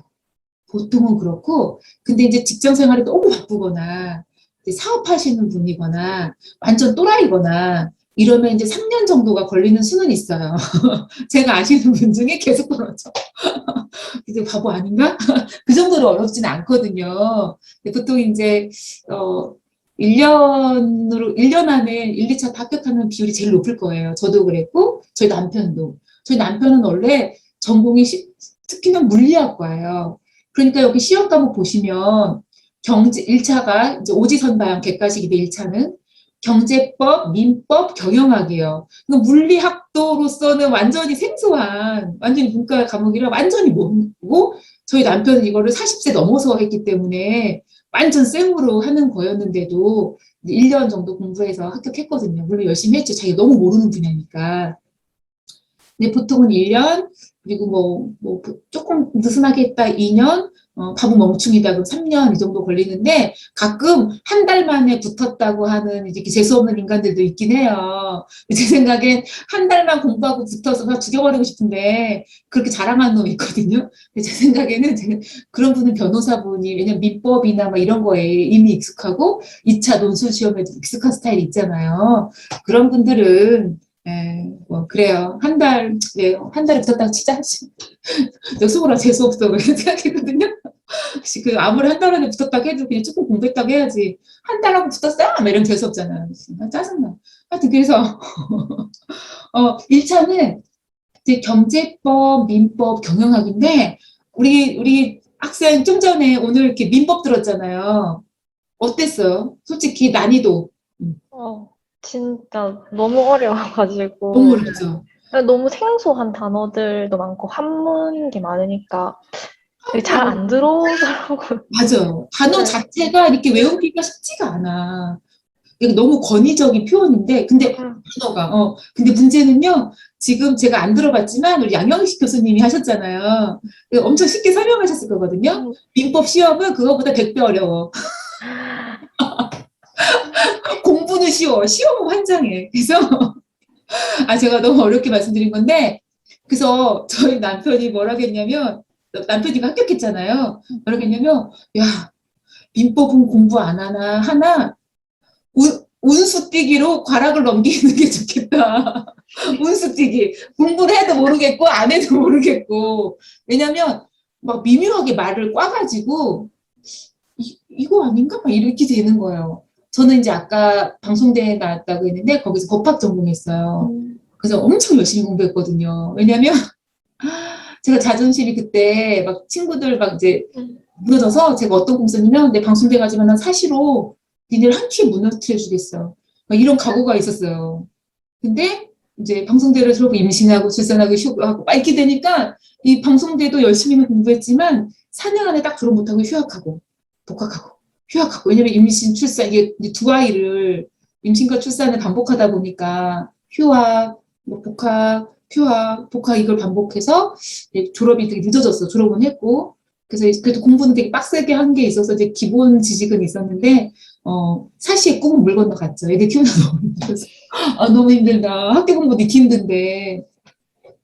그래서 저는, 근데 제가 뭐가 젬병이었냐면 경영학. 아, 무슨 말인지 나는 그걸 못 알아듣겠더라고요. 우리 친구는 경영학은 좀 알아요? 아니요, 저는 여기 있는 거 아는 게 하나도 없어요. 배운 거 없어요? 네, 네. 농가라서. 총체적 난국이네요. 네. 아니, 할 수 있어. 저희 남편이 물리학과인데 이걸 잘 해냈으니까. 왜냐면, 근데 이것도 우리 친구가 나중에, 나 진짜 저거 가면서 일단 까봐야겠는데, 왜냐면 대학생 중에 요즘 많이 따요. 예전에는 막 30대가, 저 때만 해도 제가 되게 어린 축이었거든, 30대 합격생 중에. 근데 지금은 재학 중인 학생들도 붙어서 연수 들어오는 친구들이 있어요. 25, 4, 셋, 여섯 막 있어요. 그래서 이거 많이 스펙으로도 아니면 추후에 어떤 취업이나 하여튼 이런 걸로도 아니면 정말 처음부터 창업을 염두에 두는 이런 친구들도 있더라고요. 이런 컨설팅을 자기는 좀 하고 싶다. 여하튼 그래서 이제 저 전략이 필요한데 저는 물론 민법이 어렵긴 했지만 그냥 어차피 어려운 거 말귀는 좀 알아들을 것 같고 뭐를 딱 그 리뷰 같은 걸 보거나 여러 가지를 검토했을 때 경제법이 지금은 조금 어려워지긴 했지만요. 경제법이 뭐냐면 공정거래법이라고 있어요. 그거랑 이제 약관규제법. 이게 이제 두 개를 경제법이라고 하는데 그게 한 번만 좀 대충 좀 열심히 보면 거의 8, 90점 맞아. 대부분 그래요. 저만 그런 게 아니라 저 그때 한개 하여튼 대부분 근데 지금은 조금 어려워졌대. 벌써 10년 흘렀잖아. 그죠? 조금 어려워졌다고는 하는데 그래도 거기서 고득점 전략을 취해야 돼. 그리고 민법은 꽈락이 40점이거든요.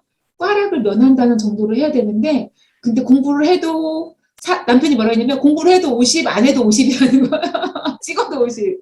그만큼 어렵다는 거 무슨 말인지 몰라가지고. 하고 경영학도들은 어렵지 않다고 했는데 저는 경영학을 어려웠어요.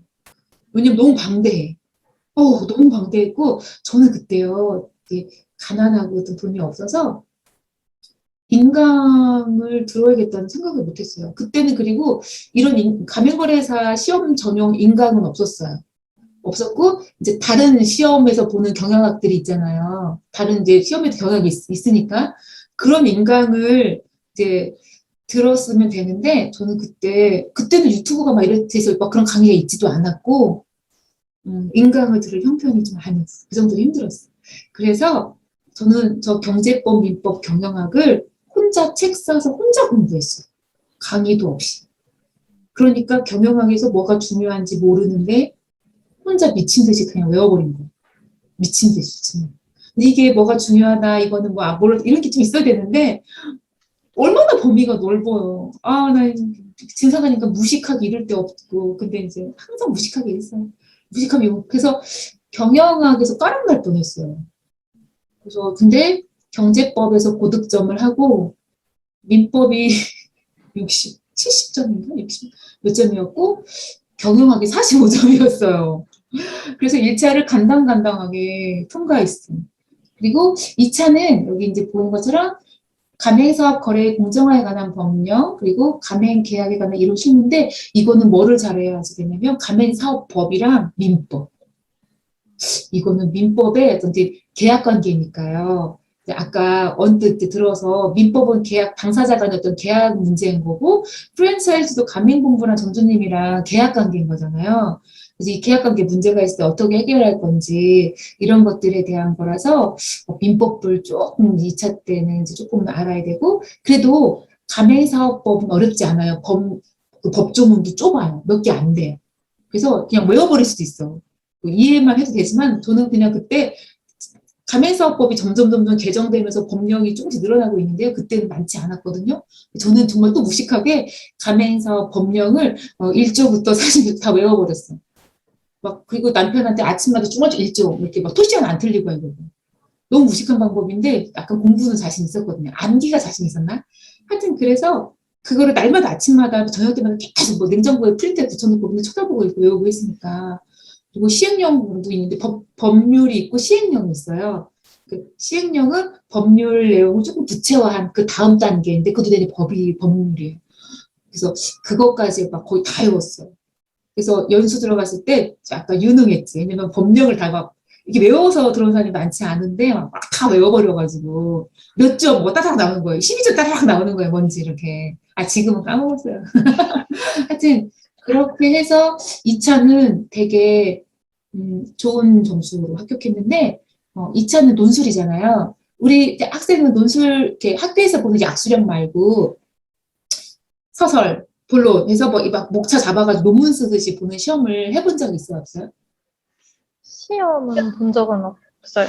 논문은 써본 적 있지만 논문도 써본 적은 없어요. 그러면 이거는 이제 약간 연습은 필요해요. 왜냐면 이렇게 이제 무슨 어떻게 나왔었냐면 큰 케이스 문제를 줘요. 가맹본부 누구랑 계약을 몇 월 며칠 했는데 정보고시를 받고 막 이래서 무슨 문제 생기는데 실제 매출이 그런밖에 안 나와가지고 지금 이렇고 점주님은 무슨 계약을 위반해가지고 서로 뭐를 달라 안 달라 이런 문제가 생겼다. 본 사안에 대해서 뭐 이렇게 논하시오 뭐 이런 식인 거예요. 케이스의 1번 문제가. 그러면 이제 이게 서설 아니면 본 사안의 요지 이렇게 가지고 짜쭈쭈쭈 이렇게 막 목차를 잡아서 풀어야 되거든요.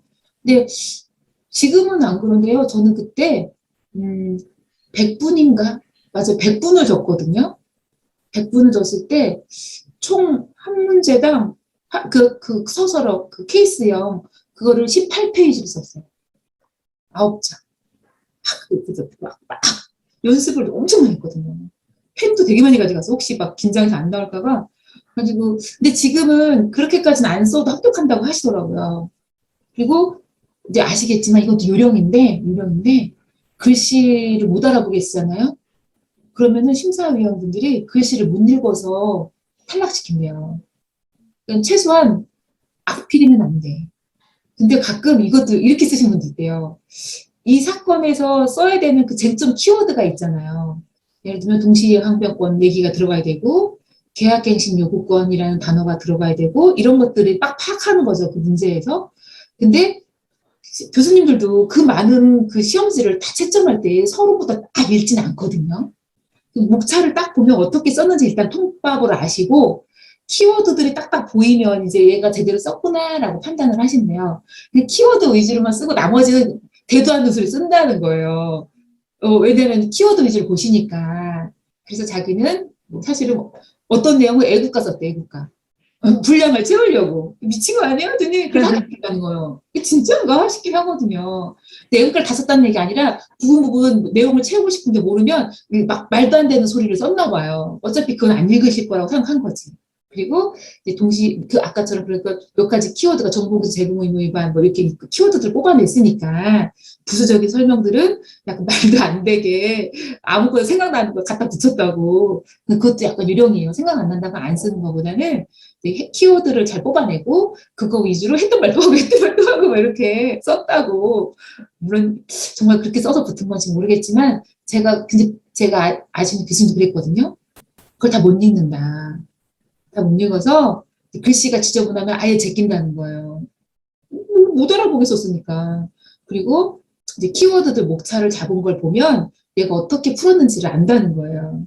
그래서 이제 그런 거를 조금 몇 개 좀 집중해서 쓰시면 될 것 같고, 이렇게 논술 크게 그게 건데 어떤 분은 저는 18페이지를 그때 썼었는데 10페이지 쓰고 붙은 분도 있으니까 분량이 중요한 것 같지는 않지만 이왕이면 내용을 뭐 차고차고 잘 쓰는데 분량까지 많으면 나쁘진 않겠죠. 그래서 그러니까는 근데 그 빨리 쓰는 연습도 하고 저는 이제 약간 글씨체가 막 필은 아니어서 빨리 써도 그래서 조금 그리고 훈련을 또 엄청 해서 집에서 계속 했고 2차는 그냥 우리 친구들 학교에서 보는 것처럼 약수령 뭐 이제 계약갱신 요구권에 대해 논하시오 뭐 이런 식으로 하면 이제 쭉 이렇게 푸는 그런 문제로 이렇게 2교시로 봐요.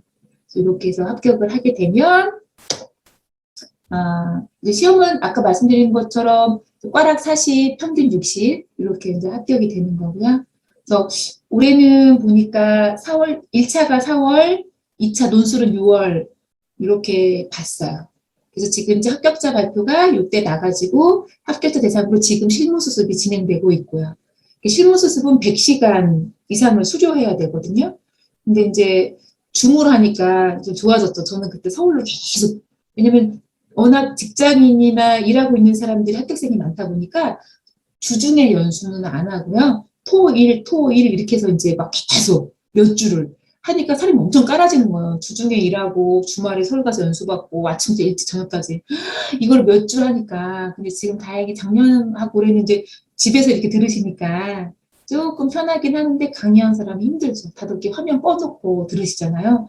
제가 호락호락하지 않잖아요. 제가 지난주에 딱 갔더니 화면이 다 꺼진 거예요. 음소거 다 되어 있고 다는 아닌데 100 몇 분이 들어와 계시는데 화면 켜놓으신 분은 20%도 안 돼요. 그래서 나머지 분들은 들으신지 안 들으신지 모르겠잖아요. 근데 100시간 이상 수료하셔야 되잖아요. 그래서 제가 이렇게 질문했어요. 제가 질문을 할 건데 지금 화면 얼굴 안 보여주신 분 위주로 질문을 하겠다. 만약에 질문을 했는데 답변이 없으면 이 시간을 결석 처리하겠다. 저 진짜 만만하지 않거든요. 근데 그렇게 얘기하고 시작했는데도 화면을 다 안 켜요. 그래서 제가 이렇게 계속 질문 드린 거예요. 예를 들면 가맹본부가 되게 질문을 많이 하는데 제가 그 질문 유형을 몇 가지 좀 안내해 드리려고 해요. 이렇게 하면서 이제 가맹거래사로 상담 가면 어떤 질문을 받을지 궁금하잖아요. 제가 이제 그런 거로 이제 알려드리는 과정이었는데 대부분 내 사업이 프랜차이즈인가 아닌가 궁금하다. 이거 많이 물어봐요. 내가 지금 이게 프랜차이즈가 맞아요? 안 맞아요? 뭐 이런 거. 그래서 제가 이제 예를 들면 다 화면이 꺼져 있는 그사님한테 번호가 써 있거든요. 예를 들면 뭐 24번 홍민이 이렇게 써 있단 말이에요. 왜냐면 이름이 있어야 출석 체크가 되니까. 화면이 꺼져 있어. 그래서 제가 24번 홍민희 거래사님 프랜차이즈가 뭡니까? 대답해 주십시오. 근데 대답이 없잖아요. 지금 대답 없으면 홍민희 거래사님 이 시간 결석입니다. 하고 제가 여기다 막 메모한 거야. 홍민희 결석. 그랬더니 그렇게 했더니 순식간으로 거의 100개가 다 켜진 거야 화면이. 왜냐면 꺼진 사람 위주로 제가 시키잖아. 지금 안 났나. 그래서 화면이 와락 막 켜지는 거예요. 그러니까 다 어른들이 돼가지고 지금 키라니까 진짜 안 키고 속으로. 그래서 그때 그 거래사 협회에서 스텝 그 분들이 와 이렇게 화면 다 켜지게 강의한 거 제가 처음이래요. 화면 다 켜지고 다들 꺼놓고 그냥 이렇게 듣나 봐요. 집에도 편하게. 힘들죠. 근데 강의한 사람도 힘드니까 이게 매너잖아요. 혼자 내가 다 꺼져 있으면 도대체 어디 보고 누구한테 강의하는 거예요. 너무 힘들거든요. 그래서 이렇게 화면이 켜져 있고 저도 화면을 보고 하면서 그 표정을 읽어요. 아 이분은 잘 듣고 계시구나. 아 재미있으시구나. 이분 뭐 기분이 안 좋으시구나? 태클 거실 것 같다? 이런 느낌 다 있죠. 그래서 그게 서로 소통하고 매너인 것 같아요. 그래서 하여튼, 그래서 이렇게 100시간을 수업을 이수를 하셔야 이제 가맹거래사 자격증이 나온다라는 말씀을 드려요. 자, 이제 여기까지 하고, 이 프랜차이즈가 뭔지를 설명을 드릴 거고요. 주로 가맹거래사가 됐을 때, 이런 정도는 좀 아셔야 된다. 그리고 지금 제가 설명드릴 부분은, 시험에도 막막 나오는, 이런 유형들이어서, 이제 프랜차이즈가 뭔지. 그래서 가맹본부들이 왜 이걸 묻냐면, 내게 프랜차이즈가 맞아요, 안 맞아요를 왜 물으시냐면, 내가 가맹사업법을 지켜야 돼요, 안 지켜야 돼요, 이거랑 똑같은 거잖아요. 프랜차이즈가 아니면 가맹사업법을 지킬 필요도 없지. 그리고 뭐 정보공개서를 만들 필요도 없고, 그죠? 그러니까 딱 미팅을 가면 프랜차이즈인지 아닌지를 항상 물으시거든요. 근데 거기다가 프랜차이즈가 뭐냐면요, 이러면서 뭐 극적극적 얘기하면 얼마나 신뢰가 없어요. 그래가지고 프랜차이즈가 뭐다라는 설명을 드려보려고 해요. 이거 안 넘어가죠? 네. 그래서 프랜차이즈가 뭐냐면 첫 번째 크게 가맹사업법 이렇게 2조에서 가맹사업이란 뭐다라고 규정을 하고 있어요. 그래서 여기 말은 뭐 영업규제 사용허락, 일정한 품질 기준 및 영업방식, 지원교육 통제, 가맹금과 지속적인 거래관계, 제가 이렇게 키워드를 뽑았는데 이거를 이렇게 설명했지 않고 쭉 문장으로 써 있어, 가맹사업법에서는. 근데 제가 후배님들이 그걸 쭉, 우리도 그렇잖아요. 뭐를 쭉 외워버리면, 이제 그때는 기억나는데, 시간이 지나면 까먹잖아요, 그 표현을. 저는 이렇게 딱 외우라고 해요. 이름 같이 써, 동일하게 영업해, 본사가 알려줘야 돼, 가맹점은 돈을 내야 돼, 같이 가야 돼. 이렇게 5가지만 제가 머릿속에 넣으면, 가맹본부한테 설명하기가 되게 수월해요. 예를 들면 가맹본부가 원장님, 거래사님 프랜차이즈가 뭐예요? 저희가 지금 프랜차이즈 맞나 잘 모르겠는데 대리점이랑 막 달라요? 이런 거 물어볼 수 있거든요. 위탁 판매랑 다른 거예요? 막 이렇게 막 물어보시거든요. 그러면 제가 가맹사업법 제2조에서는 가맹사업이란 이렇게 얘기할 수 없잖아요. 이러면 이상하잖아요.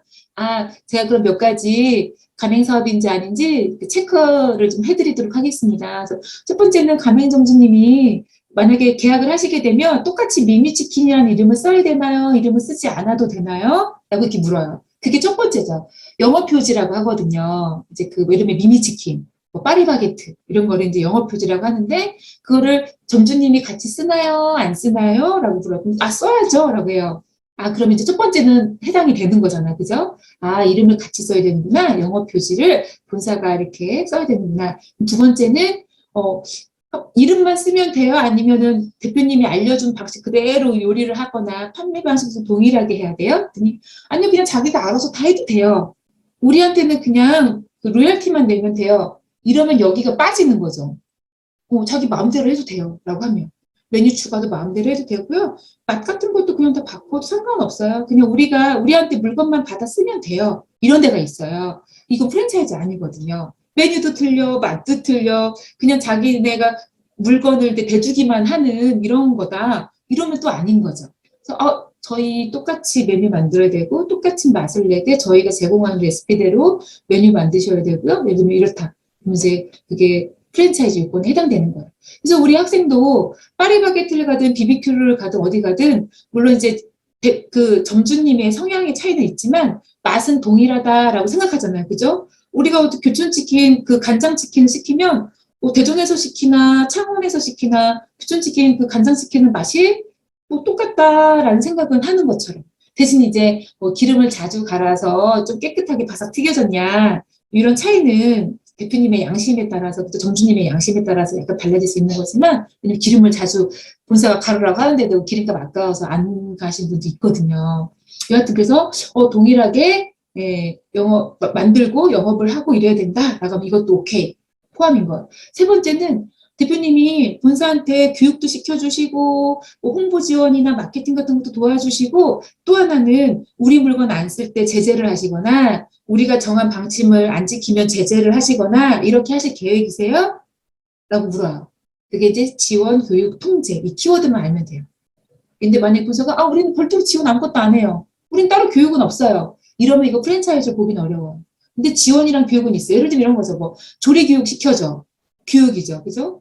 포스로 이렇게 매출 관리하는 것도 시켜주고 종업원 관리하는 것도 시켜주고 이게 다 교육이거든요. 근데 또 물어요. 지원은 대부분 이제 점주님들이 이제 모델 써가지고 유명한 배우 써가지고 광고 이런 홍보해 주는 걸 지원이라고 생각하거든요. 근데 지원은 되게 다양해요. 예를 들면 뭐 물량을 더 지원해 주시는 본사도 있어요. 또 힘드니까 우리 물건을 넌 좀 이렇게 매출 너무 떨어지니까 좀 지원해 드릴게요. 아니면 지금 힘드시니까 저희 직원 파견해서 며칠 영업 더 도와드릴게요. 아니면 저희 판촉 이렇게 프로모션 할 건데 저희가 판촉물 이렇게 저렴하게 지원해 드릴게요. 이렇게 다양하거든요, 지원은. 그런 활동을 본사가 해야 돼요. 그리고 불편하지만 통제가 있어야 돼요. 상식적인 건데 왜냐면 통제를 안 하면 어떤 문제가 생기냐면 여기서는 이런 맛인데 저기서는 뭐 이런 맛이고 저기는 A 사이즈가 양이 이만큼인데 저쪽 지점 갔더니 이만큼이고 이러면 고객들 클레임이 장난이 아니잖아요. 맛도 틀려, 양도 틀려, 막 이래. 그러면 그 분쟁이 프랜차이즈 본사로 가게 되어 있고요. 고객들 입장에서도 프랜차이즈는 다 동일해야 되는 거 아닌가? 막 이런 생각을 해야 되는데 동일하지 않으면 프랜차이즈의 어떤 의미가 되게 희석되는 거거든요. 그래서 프랜차이즈는 상당한 통제력을 발휘할 수 있어요. 본부가 점주한테. 문제는 이건 안 돼요. 이거 되게 오해하는 건데 그거 치킨 25,000원에 파세요. 25,000원에 안 팔면 제재할 거예요. 이건 안 돼. 그래서 다들 왜요? 이러거든요. 프랜차이즈는 가격이 다 동일해야 되는 거 아니에요? 어디 지점에 가서 사거나. 근데 그렇지 않아요. 가격은 점주님이 자율적으로 싸게 하든 만약에 본사에서 10,000원에 팔아달라고 하지만 점주님이 난 고객들한테 나 좀 덜 먹고 싸게 드릴 거예요. 이러면 9,000원에 팔아도 되는 거고 여기는 어떻게 팔아도 소비가 잘 돼서 난 12,000원에 팔을 거예요. 이러실 수도 있잖아요. 근데 그거를 가격 통제는 할 수 없다라는 걸 상식적으로 알아두셔야 돼요. 공부는 상당한 통제력을 발휘할 수 있지만 가격 통제는 안 되는 거구나 라고 아시면 되고 여기에 이제 가맹금과 계속 같이 가야 되는데 얘를 가맹금은 본사가 이름도 쓰게 해주죠. 뭐 조리, 교육, 노하우, 레시피 이런 거 다 알려주시죠. 이런 정보도 주죠. 이런 대가가 공짜가 아니거든요. 그래서 이제 본사한테 돈을 내는 게 있는데 분쟁을 제가 많이 해볼 때 점주님들이 어떤 말씀 많이 하냐면 원장님 저는 가맹금은 면제받았거든요. 그러면 나는 따로 이렇게 막 돌려받거나 이렇게 뭐 손해배상을 받을 게 없나요? 가맹비는 면제받았어요. 이 얘기를 되게 많이 하세요. 근데 가맹금이 뭐냐면 우리 보통 이제 프랜차이즈를 하려면 가맹비 얼마, 교육비 얼마, 보증금 얼마, 인테리어비 얼마 막 이게 내역이 있어요. 근데 그 중에서 가맹비를 면제받는 경우 있거든요. 가입비 이런 거 면제받은 거. 그러면은 그분은 가맹비를 다 면제받았다고 생각하시는데 가맹금이 뭐냐면 이름 상관없이 가맹금, 교육비, 입회비, 점포개발비, 뭐 가계약금 이름 상관없이 가맹본부 주머니로 들어가는 모든 돈을 가맹금이라고 하는 거예요. 그래서 이것도 시험에 잘 나와요. 가맹금에 대해서 정의하시오. 그러면 이제 가맹사업법 몇 조에서 가맹금의 정의를 막 쭉쭉쭉 디테일하게 정의하고 있거든요. 이게 가끔 이제 서술형에 나왔던, 이제 약수령에 나왔던 문제인데, 가맹금은 예를 들면 이런 건 아니에요. 예를 들면, 만약에 본사가 인테리어를 한다고 돈을 나한테 뭐 8천만 원을 내래. 그래서 제가 인테리어 해야 되니까 8천만 원을 본사에다 냈어요. 그러면 어떤 분들은 저 본사한테 8천만 원이랑 교육비랑 해가지고 1억 줬는데 1억 다 돌려받을 수 있나요? 이런 말씀 하시거든요. 근데 여기서 그 인테리어 비용 중에 본사 주머니로 1억이 다 들어가는 게 아니라 8천만 원, 그러니까 인테리어 비용이 다 들어가는 게 아니라 본사도 인테리어를 외주업체 줬거나 그죠? 아니면 인부를 샀거나 기자재를 샀거나 해가지고 인테리어를 했겠지. 그죠? 그래서 적정한 도매 가격 이상의 금전만 가맹금이라고 하는 거예요. 예를 들면 이제 사무실에 이 포스를 놔야 된다는 거야. 놔야죠. 매출 관리해야 되니까. 근데 포스기가 도매 가격을 예를 들면 이 컴퓨터랑 뭐 본체랑 해가지고 그게 200만 원이야. 근데 그 도매 가격으로 살 수 있는 게 근데 본사가 점주님한테는 230만 원을 받았어. 그럼 여기서 얼마가 가맹금이겠어요? 원래는 그저 30만 원. 그것만 가맹금인 거지 그 본사한테 준 230이 다가 가맹금은 아니라는 거예요. 이해되셨죠? 근데 만약에 교육비로 300을 냈어. 그럼 교육비는 다 가맹금일까요? 아닐까요? 다 가맹금이에요. 왜냐면 교육비는 본사 주머니로 다 들어가. 본사 주머니 다 들어가. 그리고 가입비 이런 것도 본사가 누구 주지 않고 본사 주머니로 다 들어가. 그래서 이거는 가맹금이에요. 이해되셨죠? 아, 그러면 뭐 가맹비, 교육비, 점포개발비 이런 건 다 본사 주머니로 들어가니까 다 가맹금 맞고 물건, PC, 책, 테이블, 의탁사 테이블, 막 이렇게 인테리어 비용 이런 것 중에서는 도매 가격 이상만. 그러니까 나중에 분쟁이 생기면 얘네가 얼만큼 이윤을 붙여서 나한테 처먹었는지를 밝혀야 되는 거죠. 왜냐면 가맹금 반환 문제가 생기거든요. 그러니까 가맹금 정의는 이렇게 명칭 불문하고 가맹공부에 지급한 모든 돈을 말하지만 물건이라도 기자재값까지 함께 제공한 경우에는 그 적정한 도매가격 이상의 금전을 말한다. 이렇게 정리하시면 훌륭해요. 이제 이게 시험에 자주 나오는 여기까지 하고 우리 좀 쉬셨다가 또 5시에 진행할게요. 네. 네.